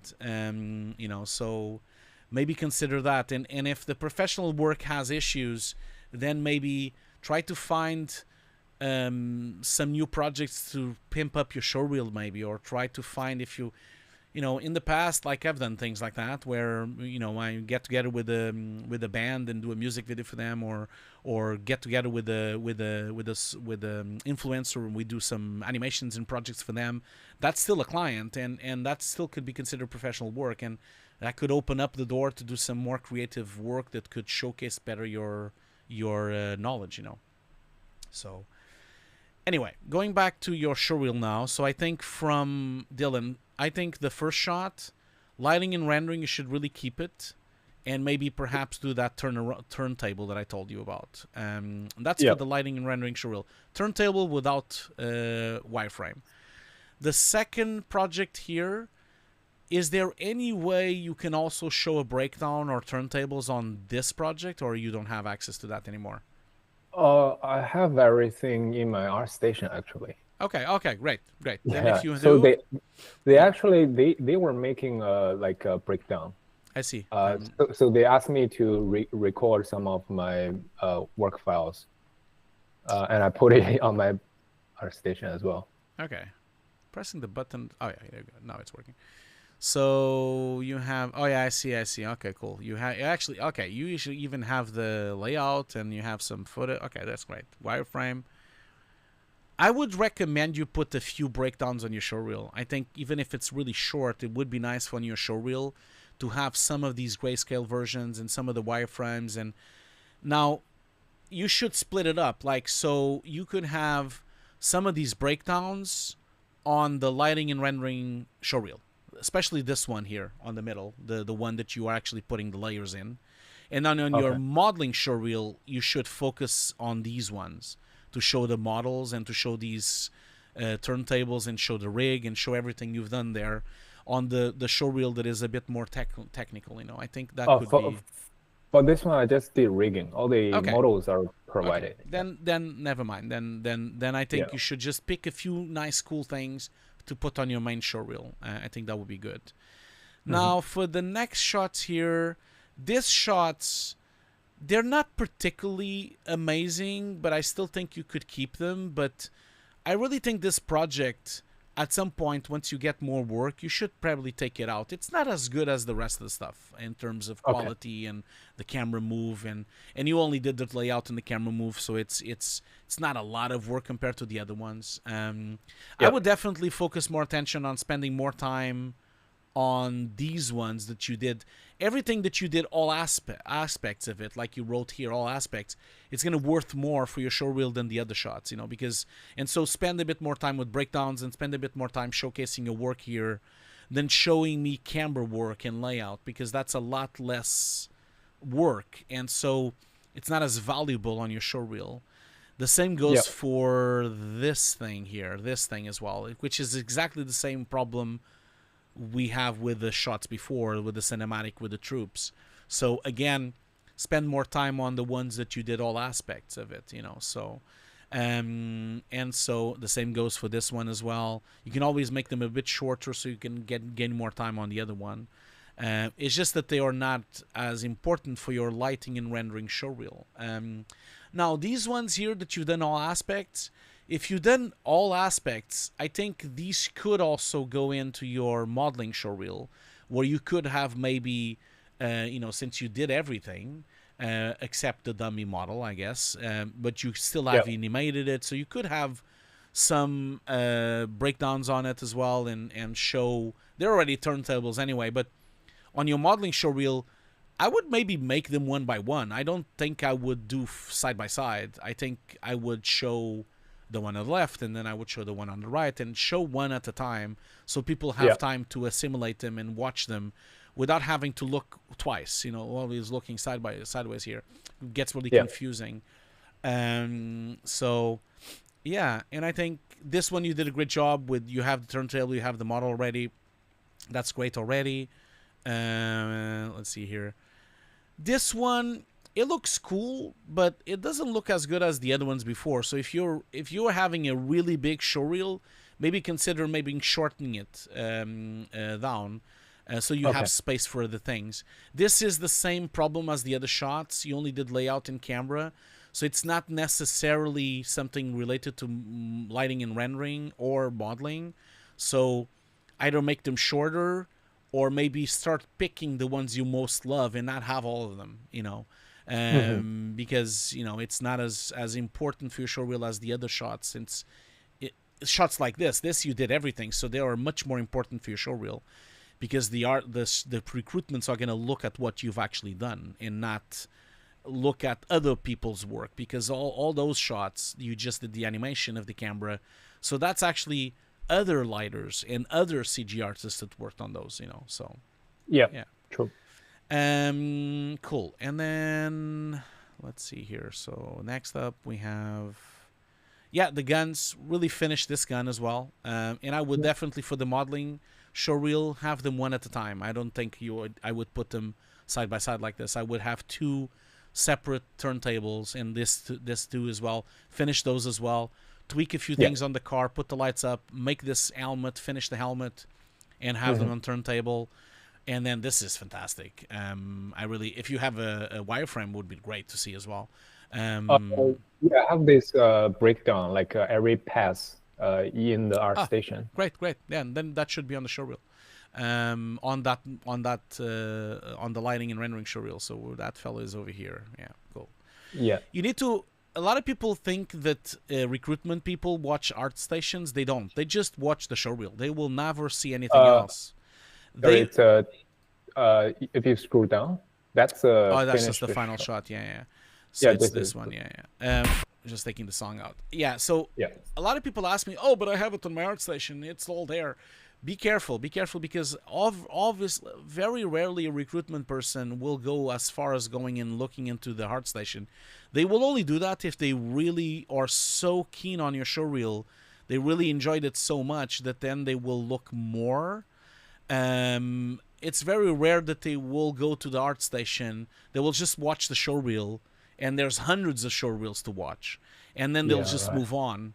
And if they really like your work, if they call you into an interview, then maybe they will look at the ArtStation.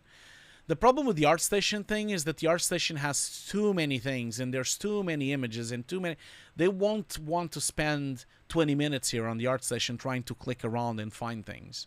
So this breakdown, make it faster and put it on your showreel, because it would be cool to have it on your showreel, you know. Yeah. So. Otherwise, no one else is ever going to see it. And then this one I know it's only animation, but it's a really pretty shot. You should really keep it because it's a really nice shot. These ones here, if you start to have a really long showreel, these could go. I mean, they're not as important or as good as the rest of the work you have. They are nice and good, but imagine if your showreel starts to be 2.5 minutes, I think you should consider maybe cutting them out, you know. And this is, well, the same thing. This could also be into the cutting. It's not that good, and especially this dude is not that good. So maybe if you have the space, you could keep the Tesla chip, maybe skip it. This I would skip. I don't think this is as good as the rest of your work. And then this is okay. I think you could keep this one. Be careful with this shot. Doesn't look very good. I would kill this shot and take it out. Maybe keep this one. This one looks okay. I would skip this car. This looks terrible with the blur, with the noise displacement is really not good. I would take it out. All these I would keep. These look great. The Martian thing I think also looks great.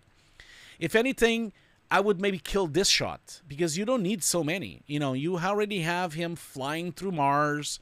You have the Mars station. You don't need this shot, but because you can have this one. And then no one will notice how bad the smoke is, you know. So so I don't think you need that shot. This looks cool as well to finish off. I'm not sure you need this one. We've seen this production. We don't need to see it again. And you want to make sure you have 1.5 minutes showreel. Don't maximum 2 minutes, but try to keep it short. You know, 1:45 maybe. That would be what I would say. So so you see, I think you have potential to do 2 showreels, but really focus on lighting and rendering because that's your best skill set. You are much better. You're really good at lighting and rendering. You're also good at modeling, but I think that's your best trait. You have really good eye for detail. You have good eye for composition. Your shots look really beautiful. They look cool. They look slick. You have the traits to be a great lighting artist and great rendering artist. So focus on that. Focus on that and on that, you know. Okay. So one question I have is, do you think with my current skill, I'm ready to apply you know, currently my jobs are just freelancing from all these game cinematics. If I want to get in, let's say, film industry, do I really need to learn more tools like Houdini, Nuke, Substance Painter, etc.? Or with my current skill, I can find a position. I think right now, I think it would really help for you to learn the industry standards, which is Houdini and Nuke and Substance. I think it would be worth you spending some time sitting down and learning it a bit and try to remake some of those shots with those softwares. I do think you're ready for sure. You do need to re-edit these showreels a bit because right now your showreel is a bit it has too much stuff and it doesn't really tell anyone what do you really do, you know, like it's not a lighting showreel, it's not a modeling showreel. You really need to like rename them, relabel them, cut some of these shots we talked about so that you really remove the fat out of your showreel. You really want to only keep the best of the best. Anything that it doesn't look quite right, or did I mention on this showreel that that doesn't look, just take it out, because it's brutal out there. The recruitment people are getting hundreds of showreels, and as soon as they see something that is not that good, they'll just skip to the next showreel. So you just need to be careful to only have the best of the best on your showreel. Okay. I do think you're ready, but really, really start learning those applications and apply your knowledge of Blender into Houdini, your knowledge of compositing and After Effects into Nuke. Just try, even if you're not an expert on it, it doesn't matter. As long as you know how to open it, you know way around it, you know where to go to import a model. You don't need to learn the whole entire application, okay? You just need to learn the basics of it. And then in the job, you learn more, and the companies will have training as well. I really would recommend you to start, and it doesn't take that long. I'm sure that in a couple of months, you're talented, so a couple of months you already know your way around those softwares, you know. So just start now, right away. And then when you send your showreel, be sure to label them and to make those edit changes that I told you about. And make sure to send it to a lot of places. Don't send to very few places. Send it to hundreds of companies. That is the only way you're going to get a job. Because there's a crowded market right now. And if you really want to get a job, you need to really spread the field to send it to a lot of places, you know. Yeah. Okay. And especially so that you can get some, when you start sending it to 100 places, then you perhaps are looking at 10% response, you know. So always think about 10%. It's kind of like, I'm not saying it's a fact. It's just that usually it's like that. If you send it to 10 places, you might get one answer if it's 10%. If you send it to 100 places, you get 10 answers. Send it to 1,000 places, you might get 100 answers. Really spread the field. Send it to a lot of places, so you can have the best chance. Because what you need, Dylan, is to work in a big you need to go to a really cool and nice and good company, because you're already very talented, and you will thrive inside a big company or a really a high-end company. Because your skill sets will go to the next level inside those companies, you know.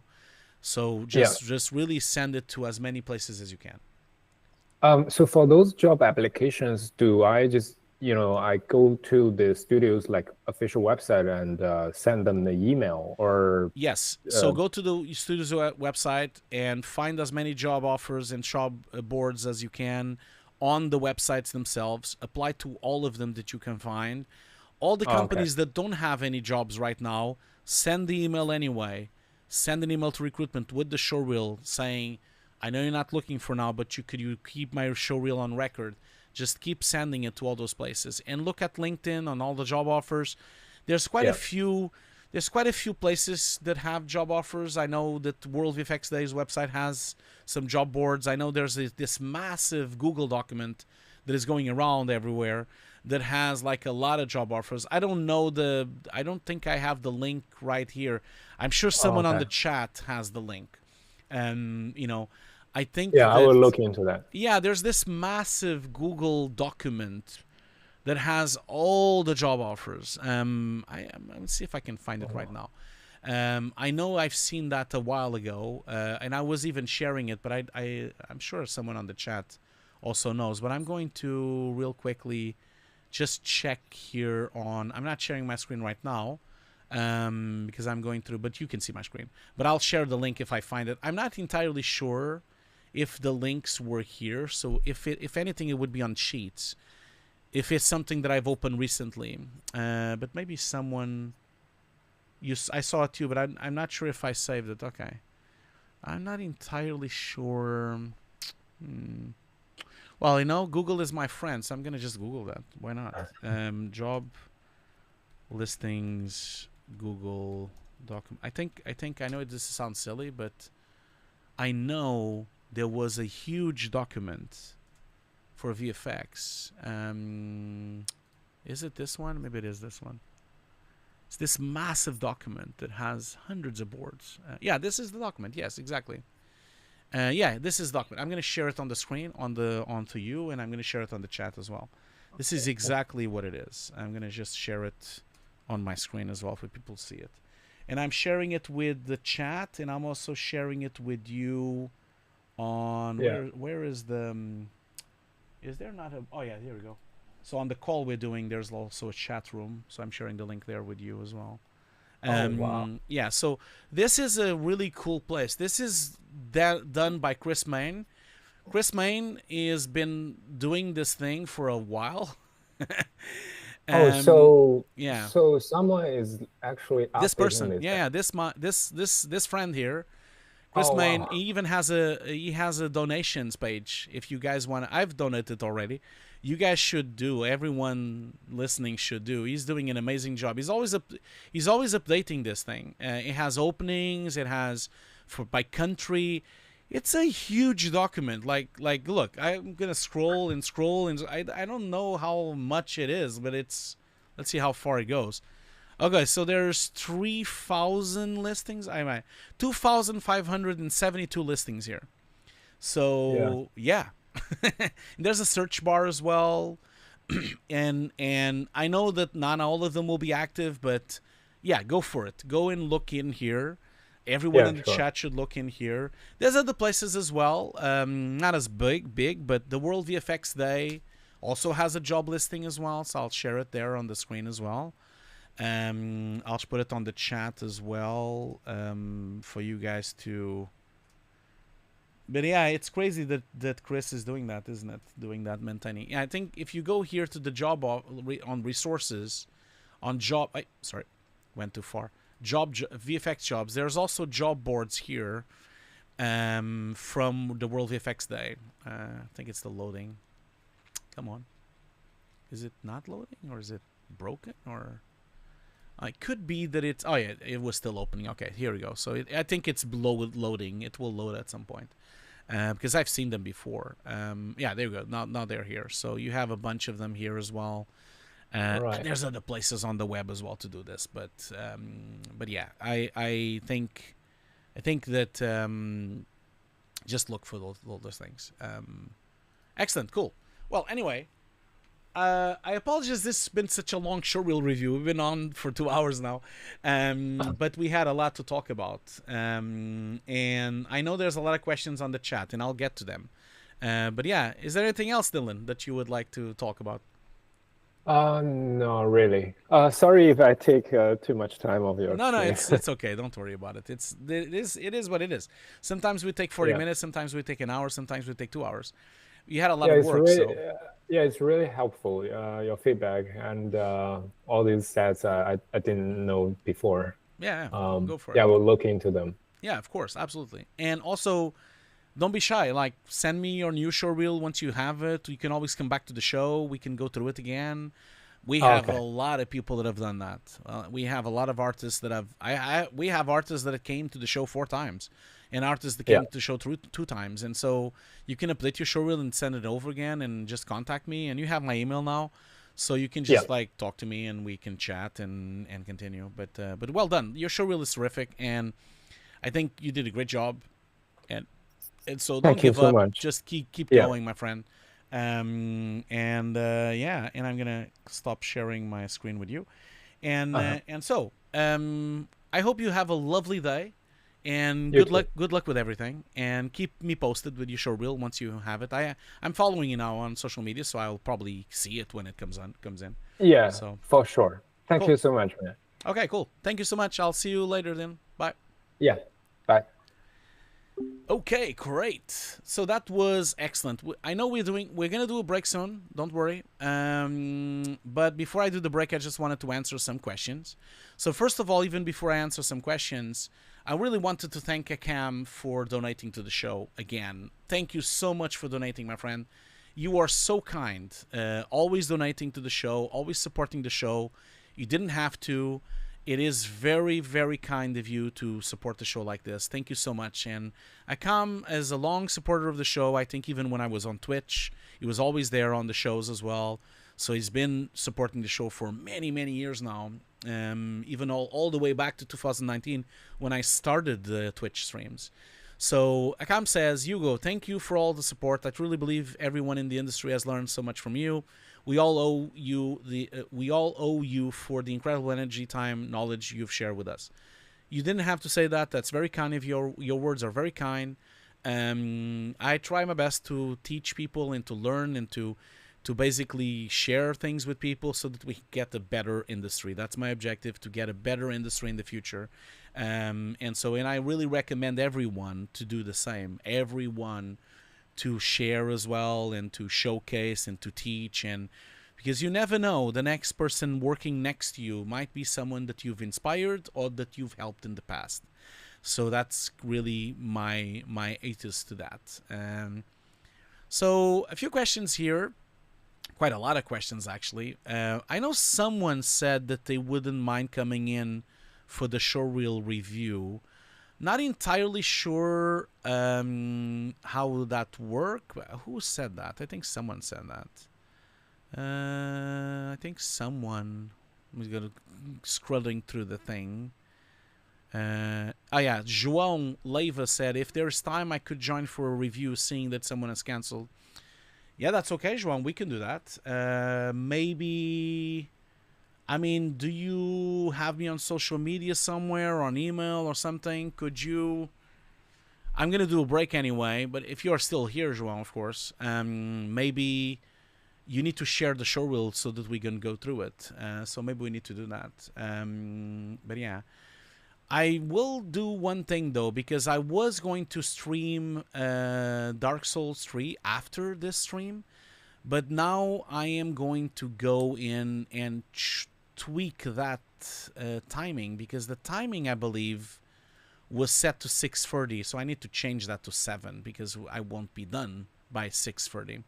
So I'm just going to change that real quick. And so, João, tell me maybe if you still want to come in. You're still here? Okay, cool. Great. So is there a way you can contact me? Maybe you can... maybe you can contact me on social media. Do you follow... Like, maybe send me a message on LinkedIn? Do you want to send me a message on LinkedIn? If you have LinkedIn. And then you can share the showreel with me, and I can share with you... Like, I can share with you a link for it as well. So maybe that would be worth it. So I'm going to change the timing for the stream as well that I was going to do, because there's no way it's going to be at that time that I thought it was going to be. If it's even gonna happen, maybe not, because if I'm gonna do another showreel, it might take a bit of time, but we'll see. Maybe I'll put it... okay, you have me on Discord. Okay, cool. So I'll go there in Discord and check out. Okay, so I'm gonna open Discord and see. We'll do a break anyway, and then I'll go through the questions real quick, and then we can go through your showreel, João. Let me just open. I'm opening Discord, and we'll talk offline and see if we can. Okay, cool. Okay, João is already here. Okay, cool. You've sent me already the showreel. That's great. Yeah, João, so I'll do the break. The breaks is always 10 minutes long. And then I'll do some questions after that. I'm already downloading a showreel.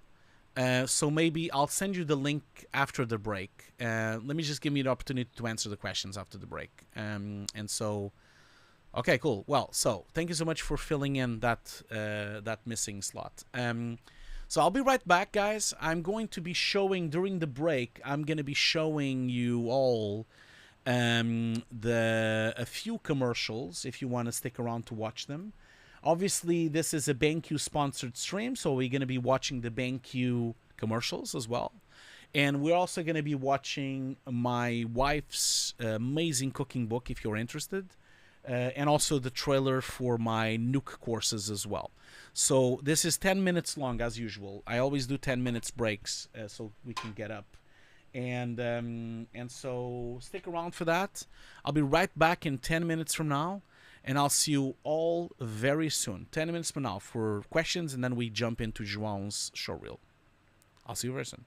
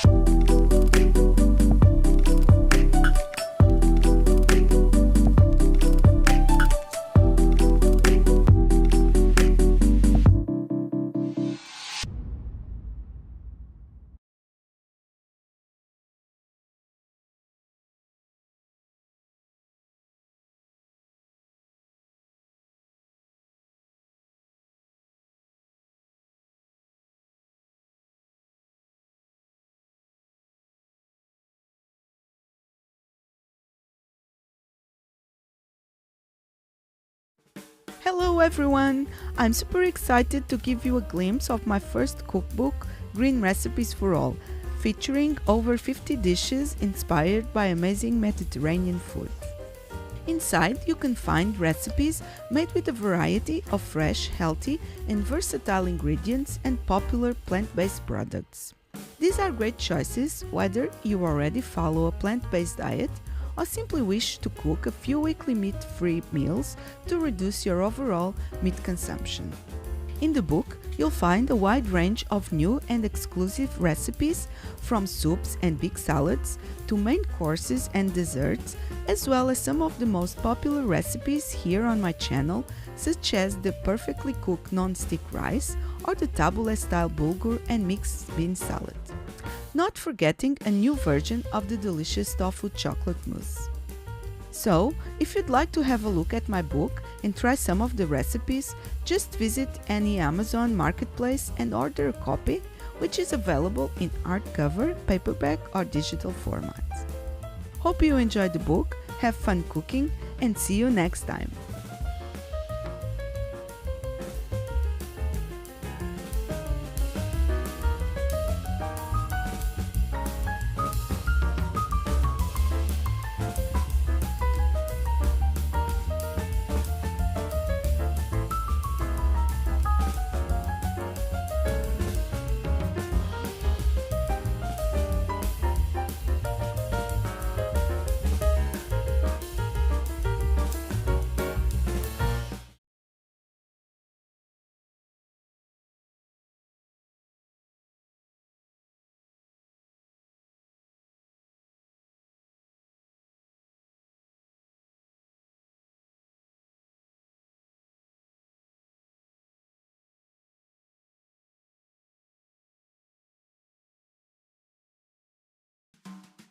Are you interested in learning compositing? My Nuke course is currently 50% off.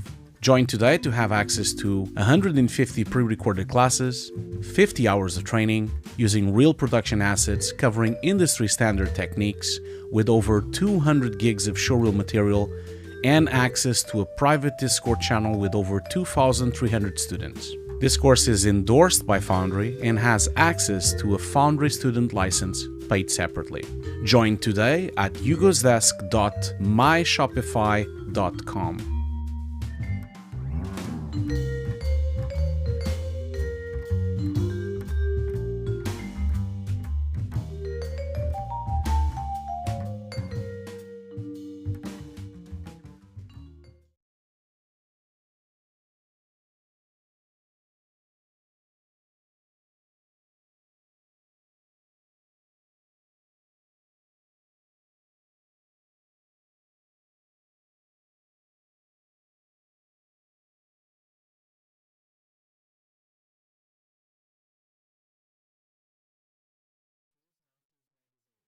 Befores and Afters magazine is the monthly print mag from VFX journalist Ian Fales.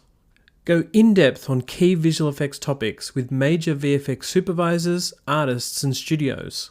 Each issue covers a different area like creature animation, miniatures, on-set VFX and VFX tools. Find your copy at beforesandafters.com/magazine.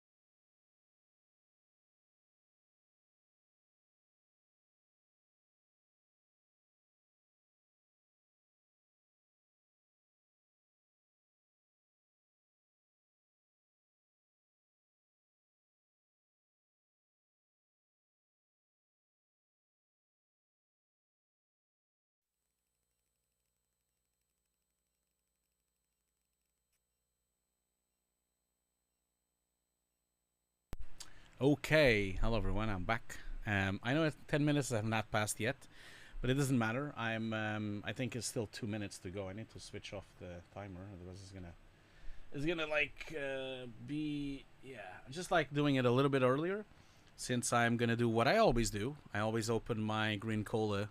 It's really hot on London today, so I always say this on the stream. They're not a sponsor. They're not a sponsor, but green cola is my favorite cola because it's an organic cola. It's really much better. It doesn't have all the nasty acids that really break up your teeth, and so that's why I drink it. Really recommend. They do not sponsor the show, by the way. Do not sponsor the show. They don't. I wish they sponsored the show. Maybe someday they will. But I just wanted to mention, and I want to do my moment as I always do. Look at that. Beautiful. It's so cold and fresh. Oh my God. It's like brain freeze. Okay. I have a lot of questions here, and before we go to João, we'll just go through the questions real quick. And so I'm gonna go all the way up to the questions here. So thank you so much for everyone that has been watching. We already had 300 people watching so far. Don't forget, after this review, I'm gonna jump into my second channel. I have a second channel now where I play games. So I'm gonna be jumping into Hugo's Desk Gaming to play Dark Souls 3. That's what I'm doing right now. So first question here from, let's see here. So Akshat is saying, love your work, passion. Thank you so much for saying that. You're very kind to be so, so thank you so much for saying that. So let's see. Pablo asks a question about music or not music on demo reels. Could it be a good idea to have 2 reel options labeled music and maybe another labeled no music so recruiters can select the one they prefer? So, Pablo, I'm going to tell you a secret. It doesn't really matter because all recruitment people switch off the sound. Like, I can tell you, no one is going to listen to the sounds or the music. It's just like, that is just not going to happen. It's too painful to be listening. Imagine if you're listening to 300 show reels in a month. You get so fed up with the sound that you just switch off the music. So I don't think it matters. I think the music is more a promotional thing than anything. Of course, it's important for people when they're watching your show reel on YouTube. But if they're just watching, if you're trying to get a job, it doesn't matter at all. So that would be my answer to you, Pablo. The other question I have here, yeah, Silva already asked about the commercial work. I already answered that. João also talked about the cancel slot. I also did that as well. Freyoshi here is talking a lot about the substance thing as well. Let's see here. Freyoshi said, funny because a friend of mine has been contracted for 6 months on a AAA game modeling, and all she sent were her Turbo Squid models made in Blender. They teached, paid Maya and Unreal for like 2 weeks. Yeah, that's very common for you to get trained. If the company knows your work and likes your work, they'll take the time to train you. And softwares are softwares, my friends. Like, whatever it is, they will try to help you. Let's see, what else here? More questions. Okay. Okay.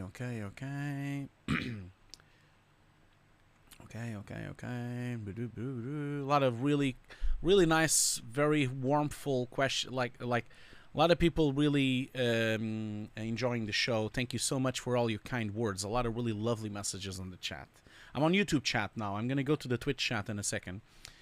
Okay, so Mr. Abiope says, by the way, did you mention BenQ today like you forgot in the previous showreel review? Thank you so much for reminding me. Yes, I did. I did do showreel. I did the showreel, the BenQ commercial right at the beginning. So I did not forget that. Thank you so much for saying that. Okay, anything else? No, I don't think so. Okay, so I think that is it. Let me just really quickly just go in here and change Okay, so most likely like that. Yes, and now we need to like switch the channel. Okay, cool. Now, those are the questions for YouTube. Thank you so much for answering them, for the questions. And then on Twitch, do I have any questions on Twitch? Let's see here really quickly. Oh, yeah, I have a first-time chat here from, first time ever on the show, from Avramovsky 3D. I think that's how I say your name. Hi, Hugo. Just came to say hi and to say that I regret on not taking the opportunity to take a picture with you when you were part of the M3 conference in Macedonia back in 2019, if I believe. Your presentation was the best of all. Oh, thank you so much for saying that. You don't need to say that. You're very kind. I don't believe you. Like, there were some amazing presentations on the conference. I was always on awe of VFX artists and wanted to learn it, but decided to stick now for my passion in automobile design. That's great. I love automobiles as well. So I'm sure if I wasn't working in visual effects, I would be working in Formula 1.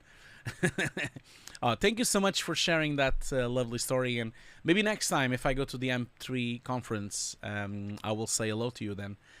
Or maybe come in and meet me up. I really loved that conference. It was wonderful to go to the conference in Macedonia. It was great. I really enjoyed it.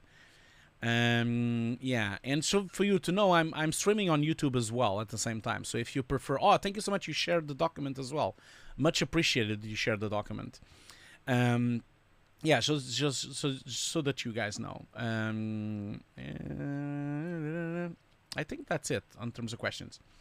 Oh, thank you so much, Nut for Why. Thank you so much. I believe that's the name of Dylan, of the last caller that did the showreel review. Thank you so much for the amazing donation. You've donated 15 Australian dollars. Thank you so much. You're very kind. You didn't need to do that. I'm really appreciative of that, of course. So I could not thank you enough for doing that. He says, thank you so much for such a detailed review of my showreel and all the advices and resources on job hunting in the industry. You are very welcome, my friend. Thank you so much. Okay, so I've done the questions. If you missed the questions, you can always come back and watch them again. And you can, of course, this can all be replayed. And so let me just open up the call and just bring João in. Let's just see here. So I'm going to go to Meetup here. Okay, so João, I'm going to send you a link just in a second. Just give me 1 second. Okay. So I'm going to just copy this thing and just bring in João here. Where is the Discord? Discord. So okay, so join me at... Okay, cool. Oh, sorry, I sent you too many links. That was not my intention. The link is only the first one. The other ones there's not. So it's only the second, the last one I've sent you now. It's the meet. It's not the call, the phone call. So maybe see if you can join then, and then we can continue with this thing. Cool, excellent. See if he shows up. Hopefully you got... here you go. Okay, cool. Someone called I'm a trap. It's a trap is calling me. I'm going to bring them in and see what it has. Hello there. Can you hear me? Yeah. Can you hear me? Is that João?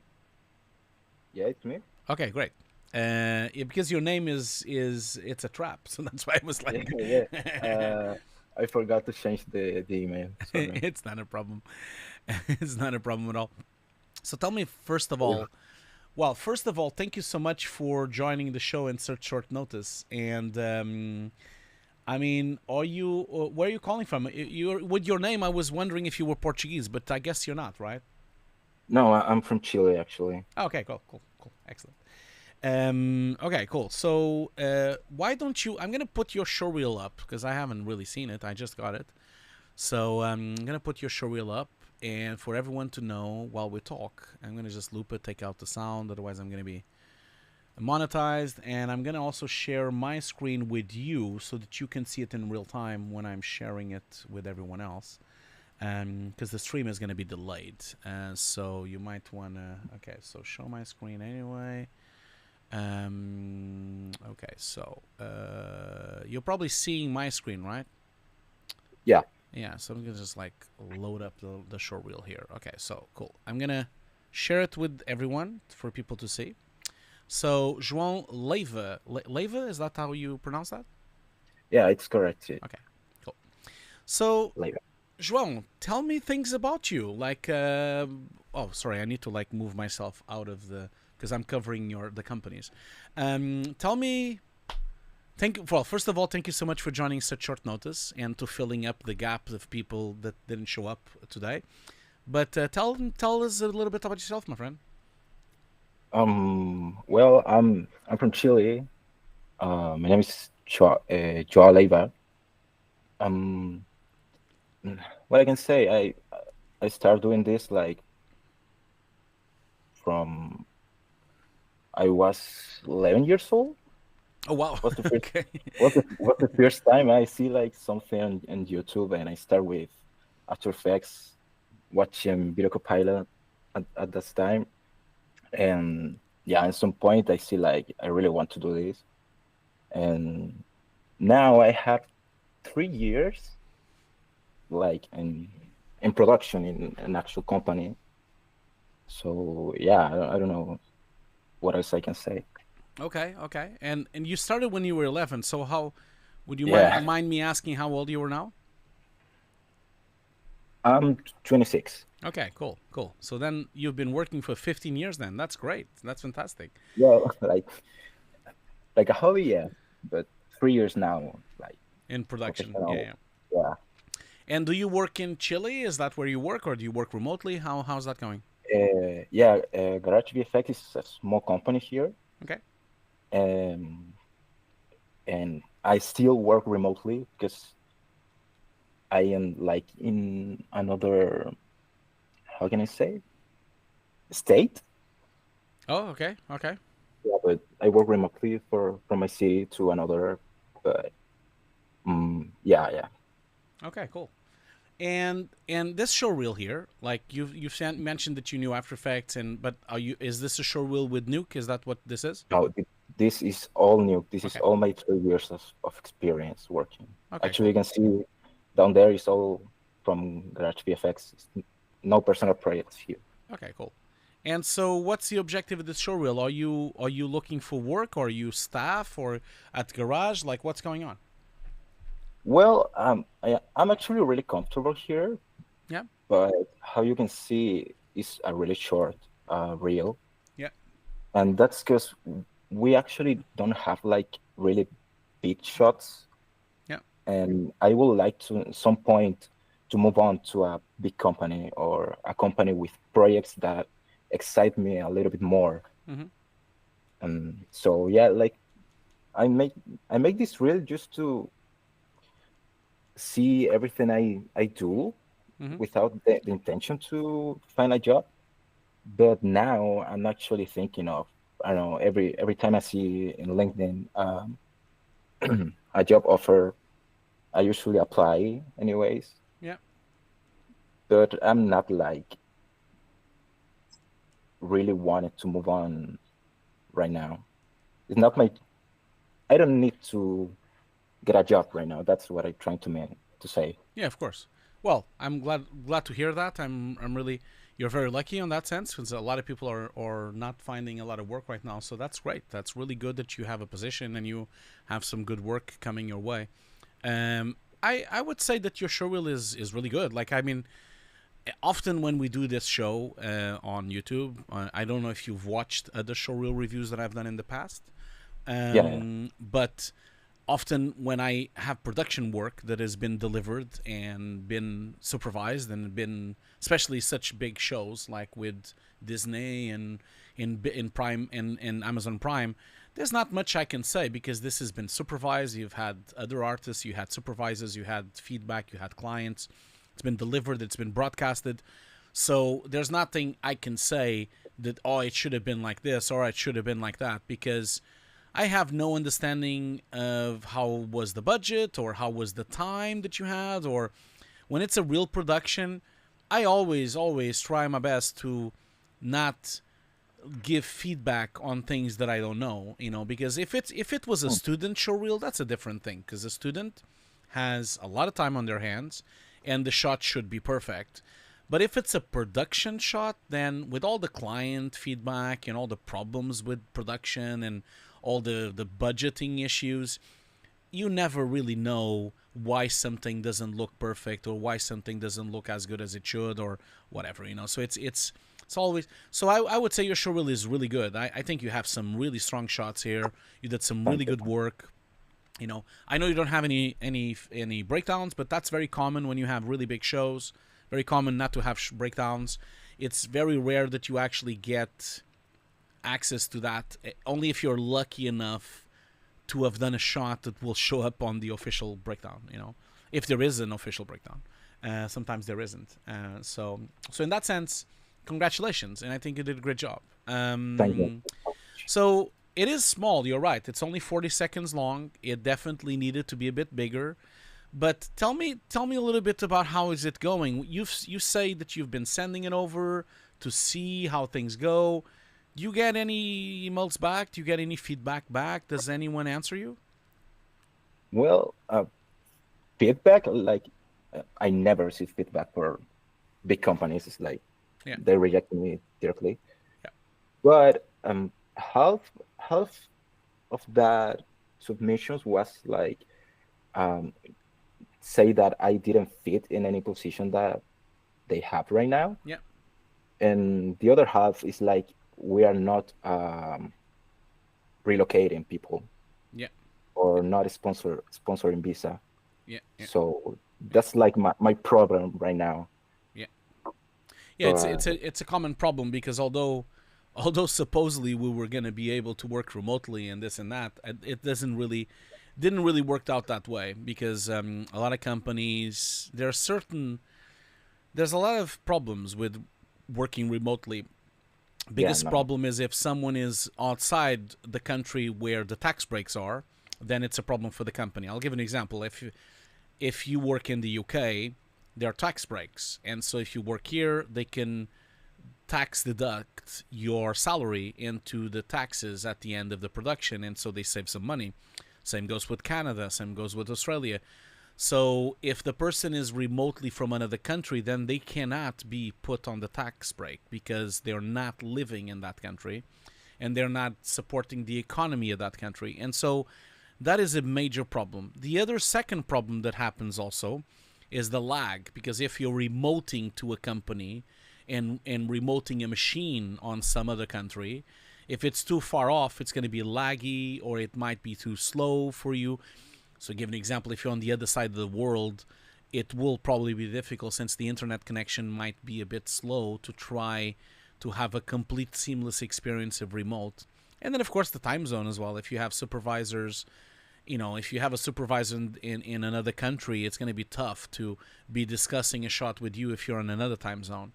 So there's a lot of restrictions and problems, and it's a real shame, because I'm a huge advocate for remote working and working from home. I've been working from home for 10 years now, even before it was fashionable, ever since I left the mill, I've been working from home with multiple companies. Sometimes I have to go to their offices, but always a temporary thing to do, but that also came from, relationship with clients and having trust. And then, of course, when the pandemic happened, everyone got used to it. But I think that it's always going to be tricky to get those companies to answer. And so for you being in Chile, I mean, how is the market in VFX in Chile? You work on Garage. Is there a lot of companies? How is the VFX industry there? Actually, it's bigger than what I thought when I started. Just when I started looking for a job. I actually, it's a good example of what you say before. I start with After Effects, right? So my first reel was just job with After Effects, Mm-hmm. and I sent my reel to a lot of companies. One of that reject me because I didn't was from Canada, right? Mm-hmm.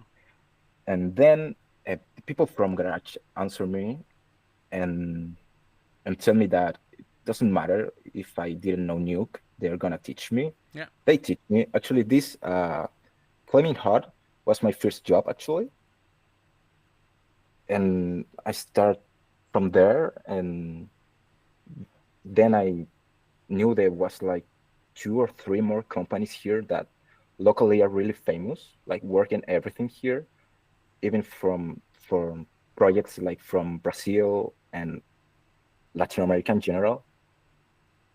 And yeah, it's not big, but it's more than what people can think about it. Okay. I see. And so, but you're of course willing to relocate, and that's what you already mentioned that as well. Yeah, I see what you mean. Someone on the chat, Mark Bell, is saying, I work in Northern Ireland and my machine is in Burbank, California. I understand that, Mark. Like, there's a lot of companies that do that. We at the mill, we also had that once the mill, when the mill was still open. We would remote machines on New York, and we would remote machines into London from LA as well. But at the time, the mill had the bespoke leased line, so that was why it was so quick. I've had issues before remoting machines when they're too far away of having huge lags. So it, of course, I'm not saying that it doesn't work for some people. It does. But I've noticed some companies being a bit against it because of that. But I actually think it's because of the tax breaks, really. That's why they are wanting people to be in certain places. So that's to talk to you about that, Mark. But thanks for sharing your detail there, Mark. That gives me a lot of hope that maybe more companies do something like that. I get really hopeful when I read that maybe someone, knowing that someone on Northern Ireland can work from Burbank, that's awesome. That's what we want. That's what I thought it was going to happen with the entire industry, but it didn't really work that out. It didn't work that way. So, João, you were willing to relocate. Is there any place that you think that you could go for and try to get visas? Like, have you investigated that? Have you talked and seen, have you checked what would be possible in Canada, what would be possible in other places as well? Is there any way that you could try to go to another place to develop your skill sets and to work in bigger companies? Have you thought about that and investigated that? Yeah, I thought about that, and something really, I don't know how to say it. Advantage that I have is like Chile have a lot of I don't know how to say it, but we have a lot of advantage about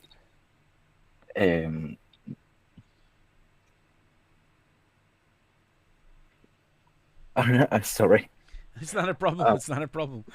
That from people from Chile is easier to have a visa in some countries than other. I see. So Canada, Spain, and some places from Europe. UK is not one of them, but yeah, Australia too. And I was looking if I can see how I can get the visa by my own. Mm-hmm. From one of these places is trying to apply to a company there. Like Spain have a Ranchito. I don't know if you know it. Yeah, I know them. Yeah, they're really famous. Yeah. El I'm Ranchito. Portuguese, so I know a lot about. Yeah. I was born in Portugal, so yeah, Ranchito is a really famous company in Iberia and South and even in Portugal as well. A lot of productions in Portugal are done in Ranchito as well, because there's not a lot of VFX industry in Portugal, so a lot of times they use Spanish companies to do that. Yeah, but yeah, because I wasn't looking really like starving for job. I didn't think about it Mm-hmm. that much. But yeah, I was like, if they can sponsor the visa, it's like, okay, I go. Yeah, of But course, yeah. But doing it yourself is. I know what you mean. I mean, some countries are easier than others. I've talked with people that actually were managed to do visas in Canada, and it was quite a straightforward thing. Other people told me that it was hard. I mean, it depends on the person. It also depends on your skill set. It depends on the documents you have. It depends on how. I know, for example, if you have an university degree, that usually helps in certain countries. If you have a diploma, it usually helps. You know, it's funny that Mark Bell on the chat, on YouTube chats, was saying about that their facility opened a London office just because of tax breaks. That's actually happening right now. London, since the UK, since the 1st of April, started having tax breaks. And if the artists are working in the UK, and if the production is set on the UK, and if the actors are UK, and the story is about UK, it's a point system, so the tax break becomes bigger and bigger by how many things are from the UK inside the production. But I know the UK is quite tough on getting visas right now, ever since they left the European Union and ever since Brexit has happened. It's not as easy as it used to be. I think Canada would be an easier fit, and also it's closer for you as well than going all the way to the UK. But yeah, I think the reason I say this is because I think your showreel, like, it's really nice. You know, it's really good, and you have some really good shots here, and I think you would really thrive on a bigger company and doing other projects and going through other types of shots, you know. So, you know, if you, for example, if you look at the first shot here, really well done. You know, you have the CG comp and the cleanup and roto, really well established composite of the ship and the removal of the green screen. You did a really good job with the cleanup and also the rotoscoping and putting more people on the background there and actually putting the pier in CG.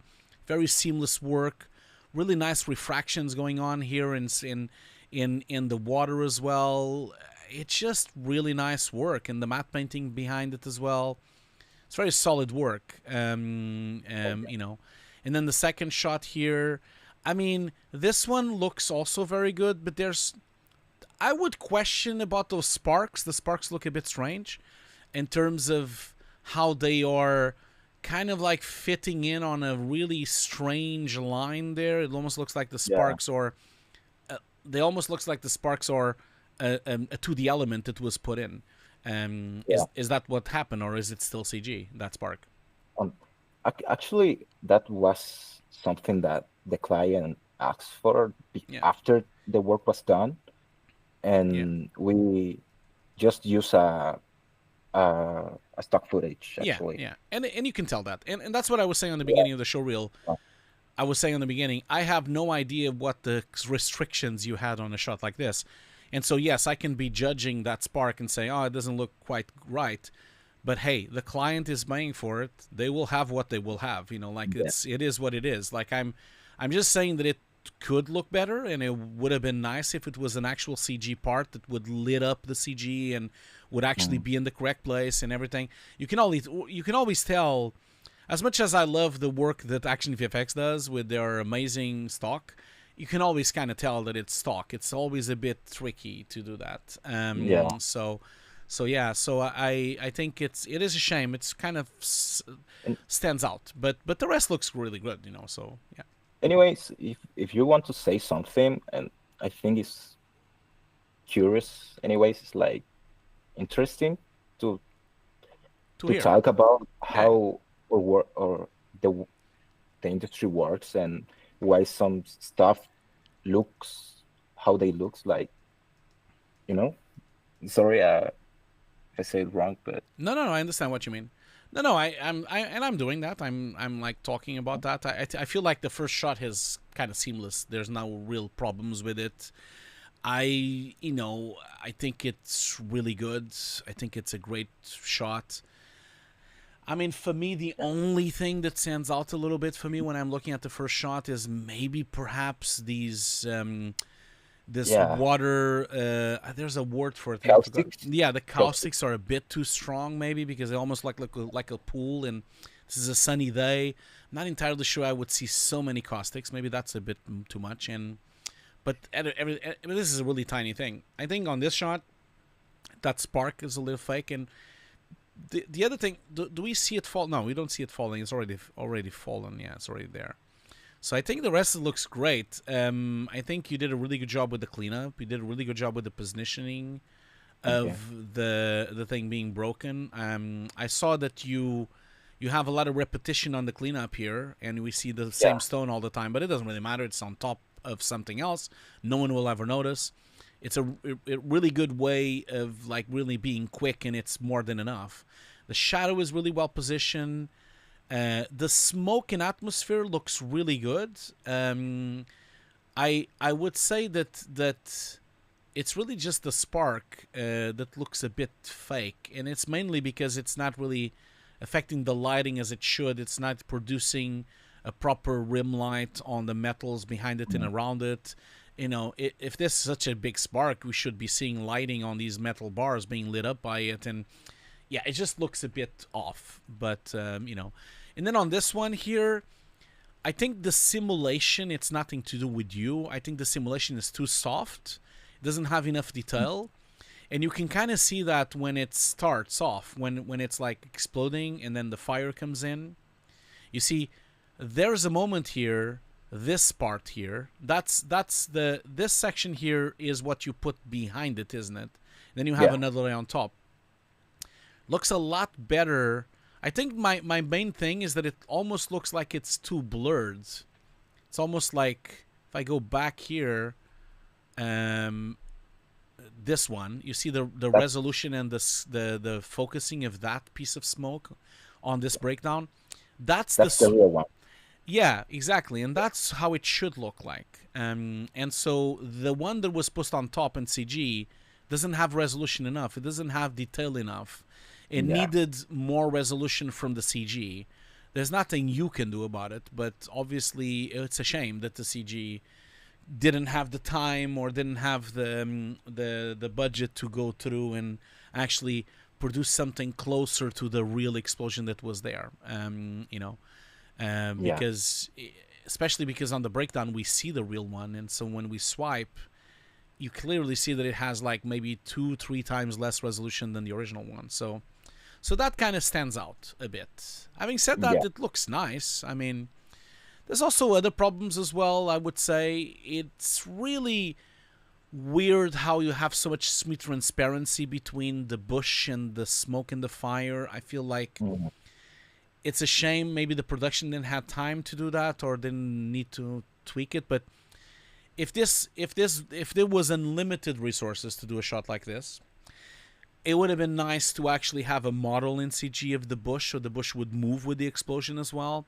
and then it would wrap in and occlude through the explosion, almost like a deep compositing kind of thing, so that the fire and the smoke would wrap around the individual branches, and they would actually be physically in 3D space with the explosion. That is not happening right now, and the only way to do that would be to have the bush with some kind of 3D model, and that would be required. You would have a lot more work and a lot of more 3D involved on this. Needed tracking and modeling and shading. It needed a lot more things that maybe perhaps this shot or this project didn't have time to do something like that, you know. But it's a really short thing as well at the end, so it doesn't really matter probably, because it's just a few frames at the end. But now that I've seen it, I cannot not unsee it. And then in here, I think it did a really good job with the cleanup and the alterations with the terrain and the way that you've changed the roads. I mean, I know you're transitioning and wiping with the graded plate, so it's difficult to see exactly all the details. So it would have been nice to see the wipe with the grade, but I'm assuming that you probably don't have the graded version for the version that you had there. But it looks really nice. You did a really good job. It looks very realistic. And then you have a really nice replacement road and the car. Yeah, this looks really stellar work. This is the kind of shots that no one would ever know that you've done anything, which is great. That's the way you want to do it. If you would have shown me these shots without a breakdown, I would be asking you, "Oh, what did you do?" Because I wouldn't know, you know. So I think you did. Yeah, I think you did a great job, you know. Thank you. This reel is really short because actually I didn't have access to a lot of breakdowns, Yeah. and most of the job that we do is paint out and things like that. So it's like if I didn't have the breakdown, I can't actually show what I do in the shot. Yeah, of course. I understand that, but if you have other shots that you could put in anyway, even without a breakdown, you should still put them, because you can write the description.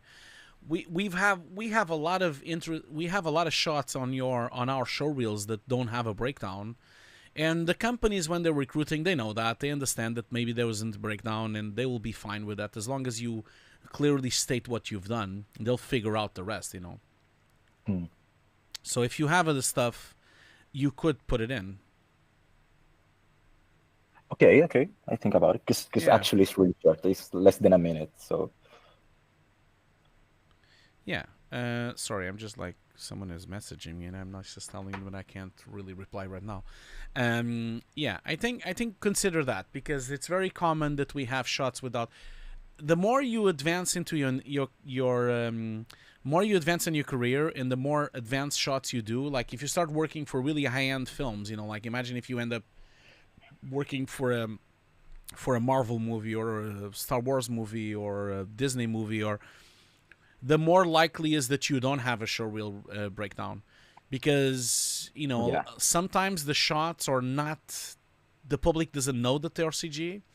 There's a lot of that going on, especially with Warner Bros, for example. A lot of the visual effects shots for Barbie and a lot of the visual effects for Oppenheimer, they never came out. The breakdowns are private, and so those breakdowns exist in the Visual Effects Society because we were judging the awards, and the Oscars also, when they do the awards, they need to see the breakdowns, but those are not public, and so they exist, but they will never be public. And the more bigger the project is, the more likely is you don't have a breakdown, or if you're very lucky that maybe your shot was the one they picked to do the breakdown. So don't be too worried about not having breakdowns.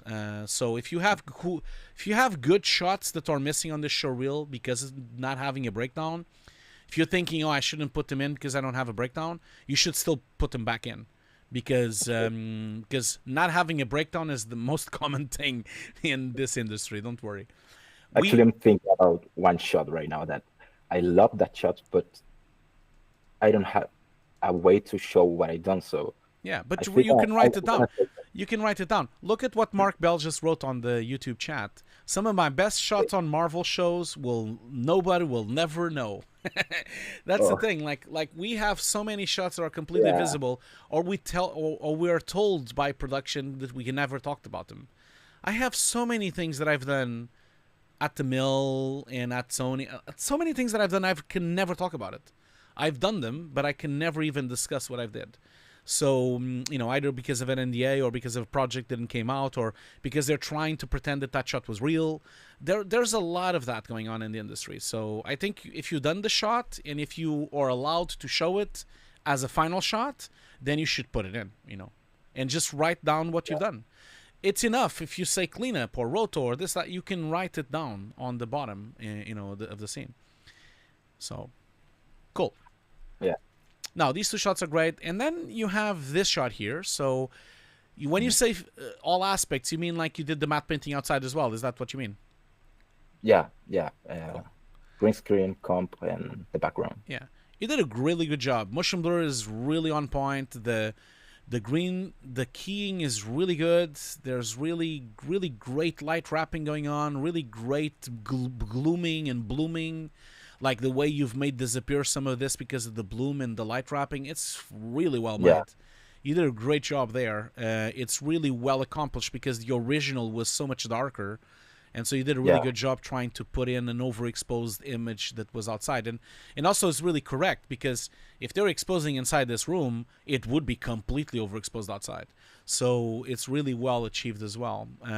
So well done. Really good job. Really good shot. Thank you. I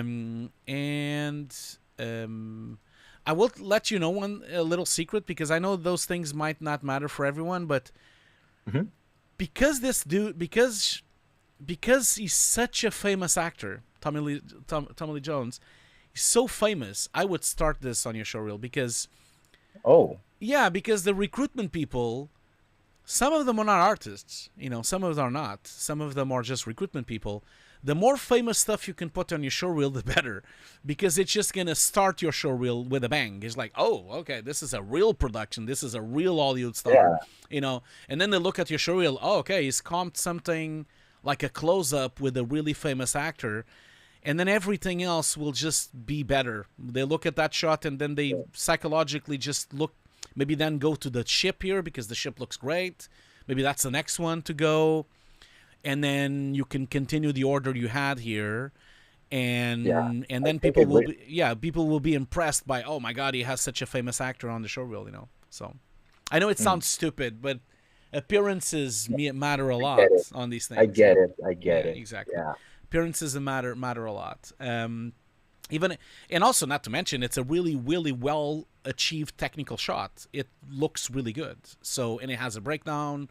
Very well done. I know it's a very normal, and maybe you would think that it's a boring shot, but it's very well achieved. So I think, it doesn't really matter if it's boring or not, So actually, I'm really thankful that you noticed the left part of the shot, because I was really, really proud of how real that looked. It looks great. You did a fantastic job with the wires becoming much thinner because of lighting and everything. You did a great job. That's exactly how it behaves when you have a really strong light behind things. This is really well achieved. That's why I was saying this is a great shot. I know it's a simple shot, and people, it's just a guy in a van, but it's photoreal. And a lot of people watching the show or the film. This is a film, right? I think it's a film. Yeah, it's a film. If someone watched the film, they probably never even thought that this was a VFX shot ever. So which is good. Okay, cool. And then you have here. This is a TV show, right? For Victory. I think. I think I've seen it being. I think I saw a trailer of it. Yeah, so you did a good job. I think you did a good job with the muzzle flash, and the lighting interaction it's subtle, which is what you want. It's really not too powerful because this is daytime, so you wouldn't see too much anyway. You did a good job with the lighting on the cement there as well, on the pathway. And then the blood is really the correct lighting. It's really dark and silhouetted, not red at all, which is great. You did a great job. This is a really well-accomplished shot.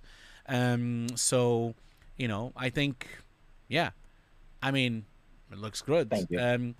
Actually, this is a Chilean show, actually. Okay, cool.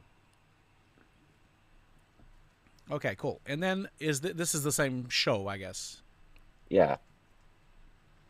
Yeah, you did a really good job with the light interaction. This is really well made. A lot of times I see people not really making that work, So a lot of really nice roto and grading that you've done there. On this dude here looks great. I think you've missed the lighting on him. Yeah. So I think that would have been nice if you had the same way you've done it here. This is really cool that it lids up. I think it would have been nice if it would have done on that one as well, And this one, you do have it. Yeah, that's cool. You have a little bit of it. Although you're missing some other important parts, like think about this.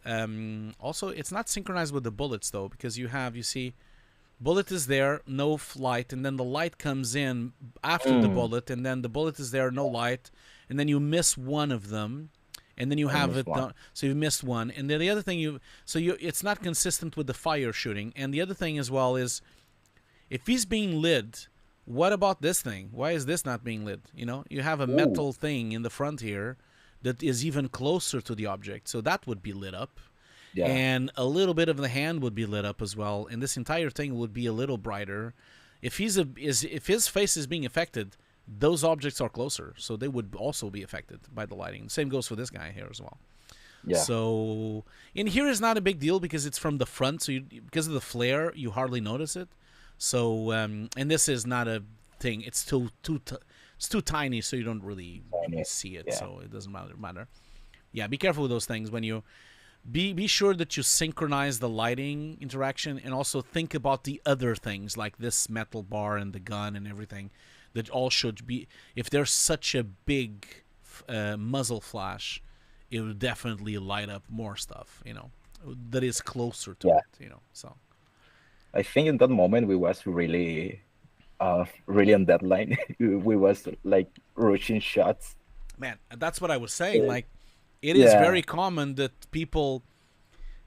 That's why I was saying like it's really not fair for me to be feedbacking, because I don't know the constraints of your production. I mean, I have a lot of shots on my showreels and on my productions that look like crap as well, because I ran out of time. So you know, that happens a lot. So never judge. I never try to judge anyone's.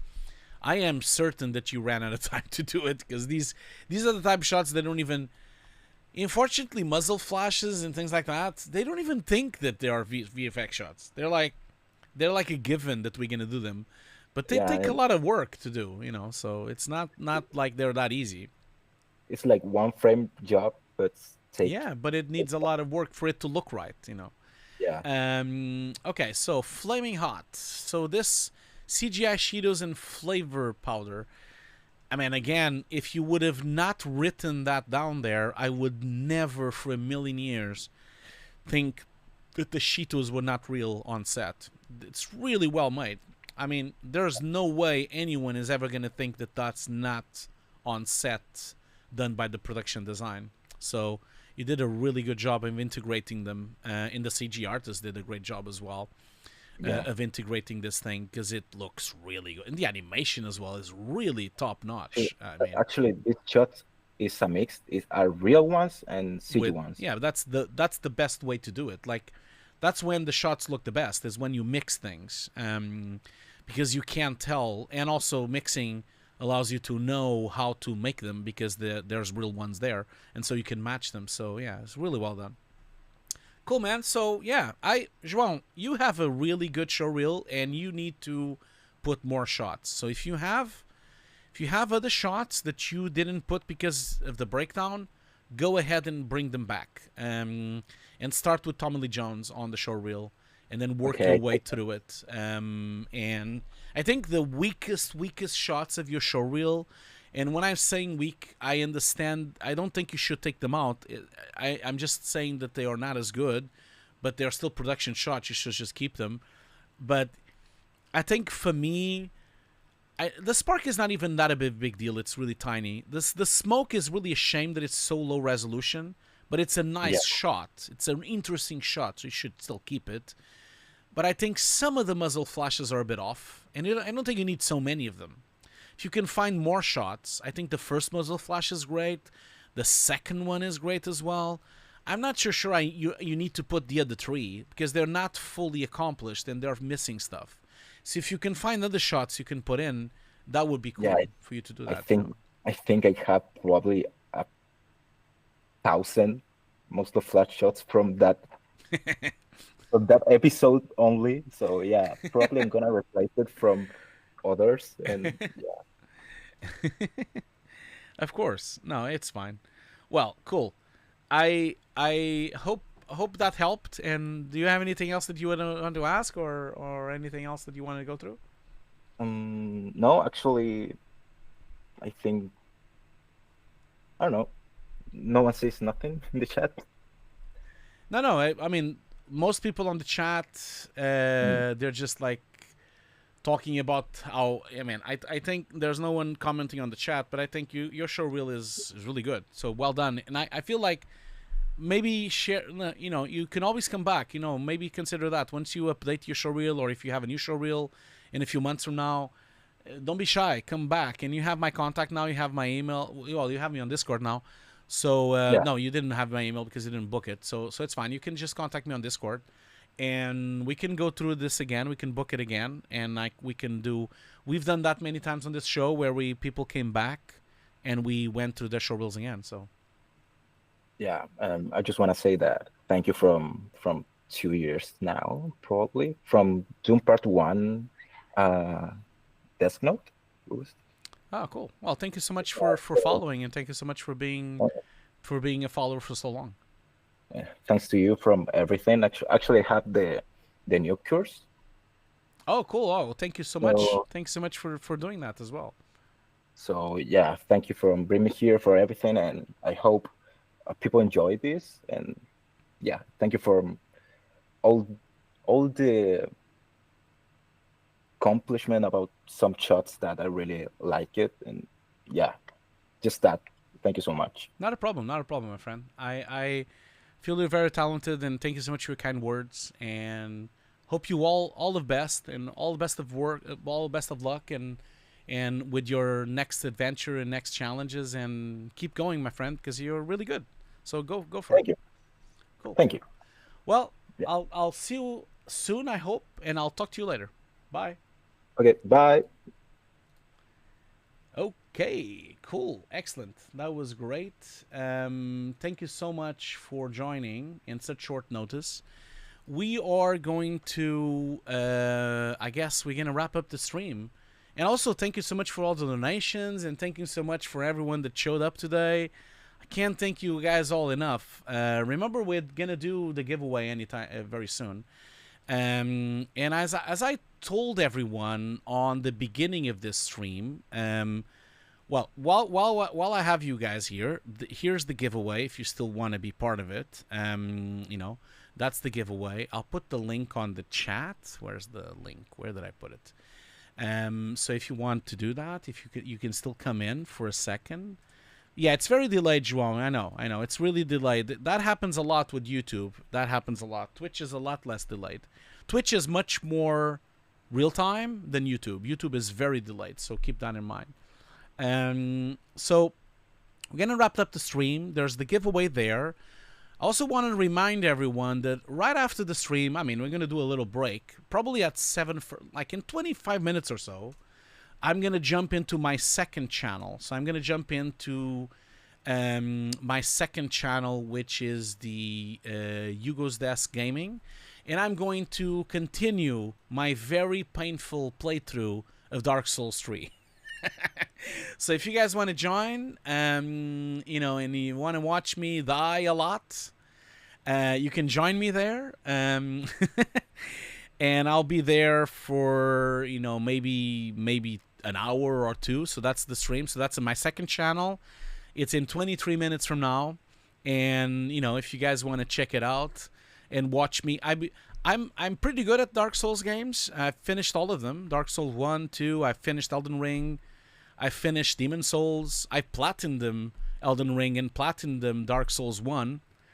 And now I'm going for Dark Souls 3. I haven't done Dark Souls 3 yet, so let's go. Like, I'm just going to die a lot. And if you guys want to join me and see and watch me scream at the screen and really get annoyed at the game, you can join me. In about 20-something minutes, I'll be there after we do this stream. I'm just going to, like, stretch my legs, and then I'm going to go there. And like, as I said on the beginning of the stream, I've separated the channels now because I had so many complaints of people like saying, "Oh, why are you playing games again?" So many people were unsubscribing to my channel because I was playing Silent Hill that I've decided to just move it to my other channel. And so this channel is just for gamings, and whoever likes game can stay there. Yeah, I know, Fran. I know, Frey. Elden Ring is very yeah, Elden Ring was my first Souls game, and I finished it 2 years ago and platinumed the game, and then I could not stop. I did Dark Souls 1 and then Dark Souls 2, and then I did Demon Souls, and now I'm doing Dark Souls 3. I just want to play all of them.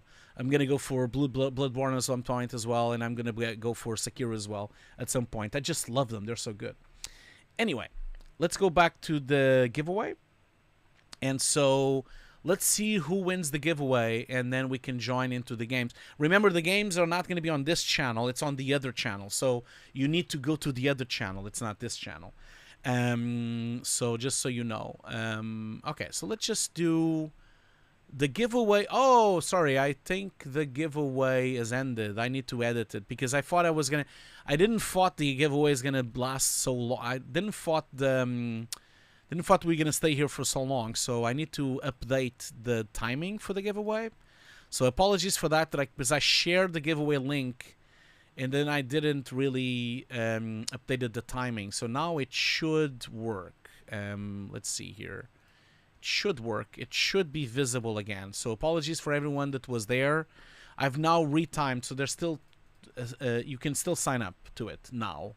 Yeah, it's the same Twitch. Yes, it's on the same Twitch channel, because the Twitch channel only have one channel, because Twitch is for games anyway. It doesn't matter. Anyway, on Twitch, I probably shouldn't be doing the showreel reviews, because Twitch is more for the games. And so, but on Twitch, I just have one channel. It doesn't matter.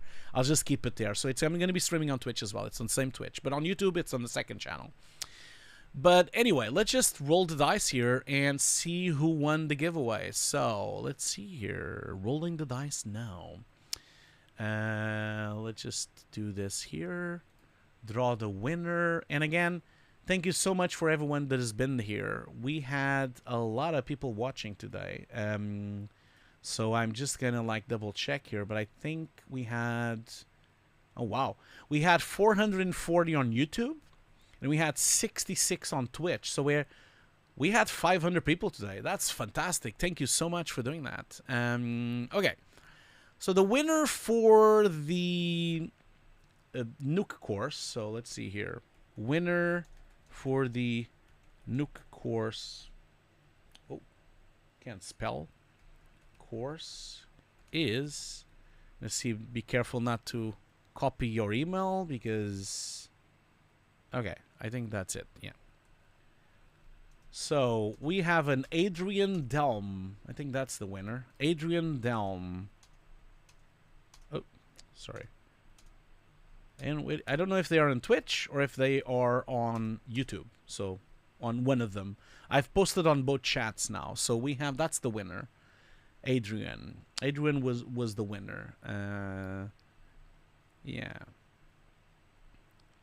Congratulations, congratulations, Adrian. Hopefully you're here, and you can. Are you here online? If you're not, I'll just roll the dice again. It's not a problem. I'll give them a few minutes, so to see if they can join or not, and tag them. I don't. Yeah, I can't tag them, but I can tag them on Twitch though. So maybe. Maybe that's where they are. No matches as well. I didn't get a match there. Yeah, maybe they're not here. That's okay. That's okay. Yeah, I don't think they are here. That's fine. I'll roll the dice again. So the winner of the Nuke course is... Okay, so let's see here. How do I don't want to put the email by mistake. I always very careful with not putting emails of people. So that's the winner, since the other winner didn't show up. Adrian didn't show up, so that's the winner. If Adrian, yeah, if he's still here, he can always contact me as well, of course. So I have Darren PX. I think Darren PX. I think that's how I say that. Darren PX. Is he here as well? Are they here? Not sure. No, I don't think so. Let's see here. Are they here? It's taking a bit of time, so I might need to like change the schedule for the other stream. No, they're not here either. So I might need to roll the dice again. Okay, fine. That's fine. Okay, I'll roll the dice again, and I just need to edit this because I already did the winner, so I need to like put another winner here. Okay, winners. Draw the winner. Okay, so let's just draw that as well and see who we get now. Okay.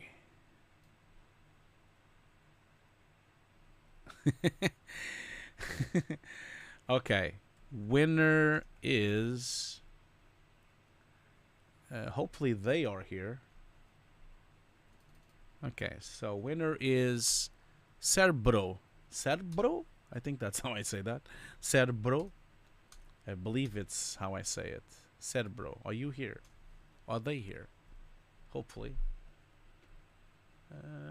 They signed up on Twitch, so maybe that's where they are. Is no one here? Come on, don't be like that. Oh my God, this is well, guess we're gonna be here forever. This happens once in a while. Sometimes we get this problem where we have like people don't show up or they don't stick around. I don't blame them. It's been 3 hours and 10 minutes. It's quite a long time. So I do apologize for people that couldn't stay here or something. So I am sorry for that. But I'll roll the dice again. And okay, so now okay, well, the winner now is one of the persons that showed the okay. Winner is João. So João just did the showreel review, and he's the winner. So he's already my student. So João, I could give you my workshops if you want to. You let me know, unless you already have my workshops. So I have a second course now. So maybe João, do you want my second course, my workshops? Yeah. No, I always, friend Yoshi, I always tell people that they have to be here. They do know that it takes a while for the giveaway to happen, but you know, having said that, let me say this, like João. So João, I'll give you the workshops then.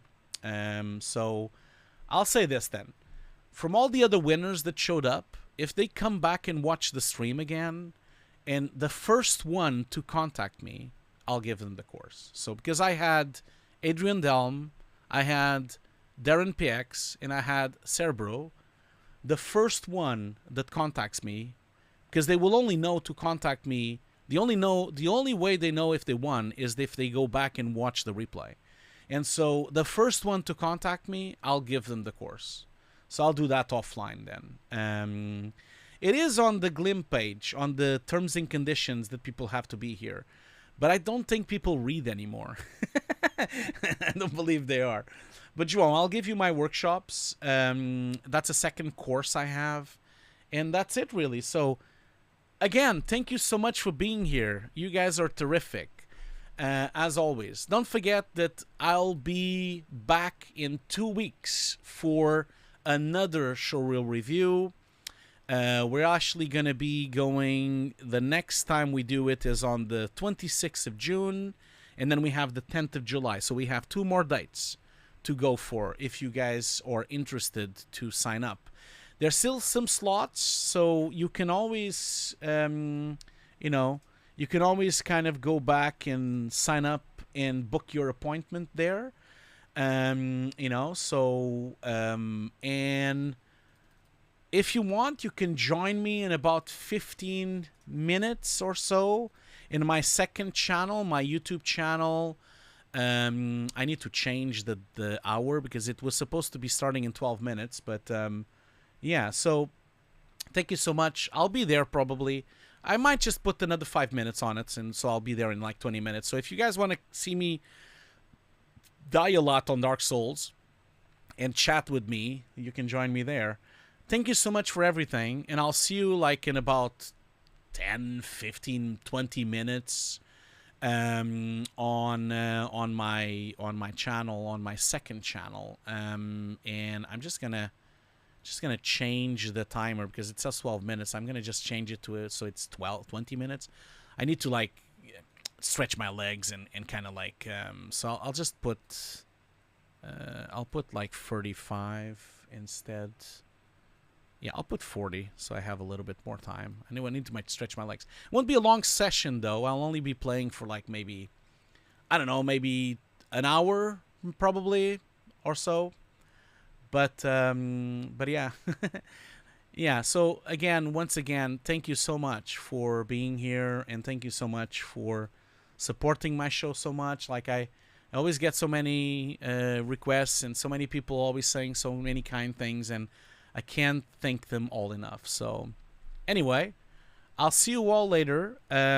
We are going to, let's see if it works. I actually didn't check if this is going to work or not. Might as well. We're not live on the other channel because I need to swap the credentials on my streaming software because I'm streaming for another channel. But I'm wondering if I can still go to the other channel anyway. That might still be possible. That might still be possible. If I go here to my... Let's see here real quick before I leave. I'm live right now, so if I go here and I do redirect, is it possible to do a redirect? I don't even know if it's possible. Yeah, it is. I can do a redirect. Oh, but I can't. Oh, I see. I can't. Can I redirect to another channel? Hopefully, I can. See if I can. I have not tried this. Oh, okay. Yeah, I can't right now because I didn't do the privileges for it, so I need to like do that. So I can't do a redirect because I didn't do that before the stream. So that's not a problem. You guys find me on that stream. I'll see you all later. See you very soon. Well, for those of you who are going to watch me play games, I'll see you in like 20 minutes. And for those of you seeing me on YouTube, yeah, I'll see you next week and the week after that. Thank you so much. Bye. Bye, everyone. See you soon. If you want to see me play some games, come and join me.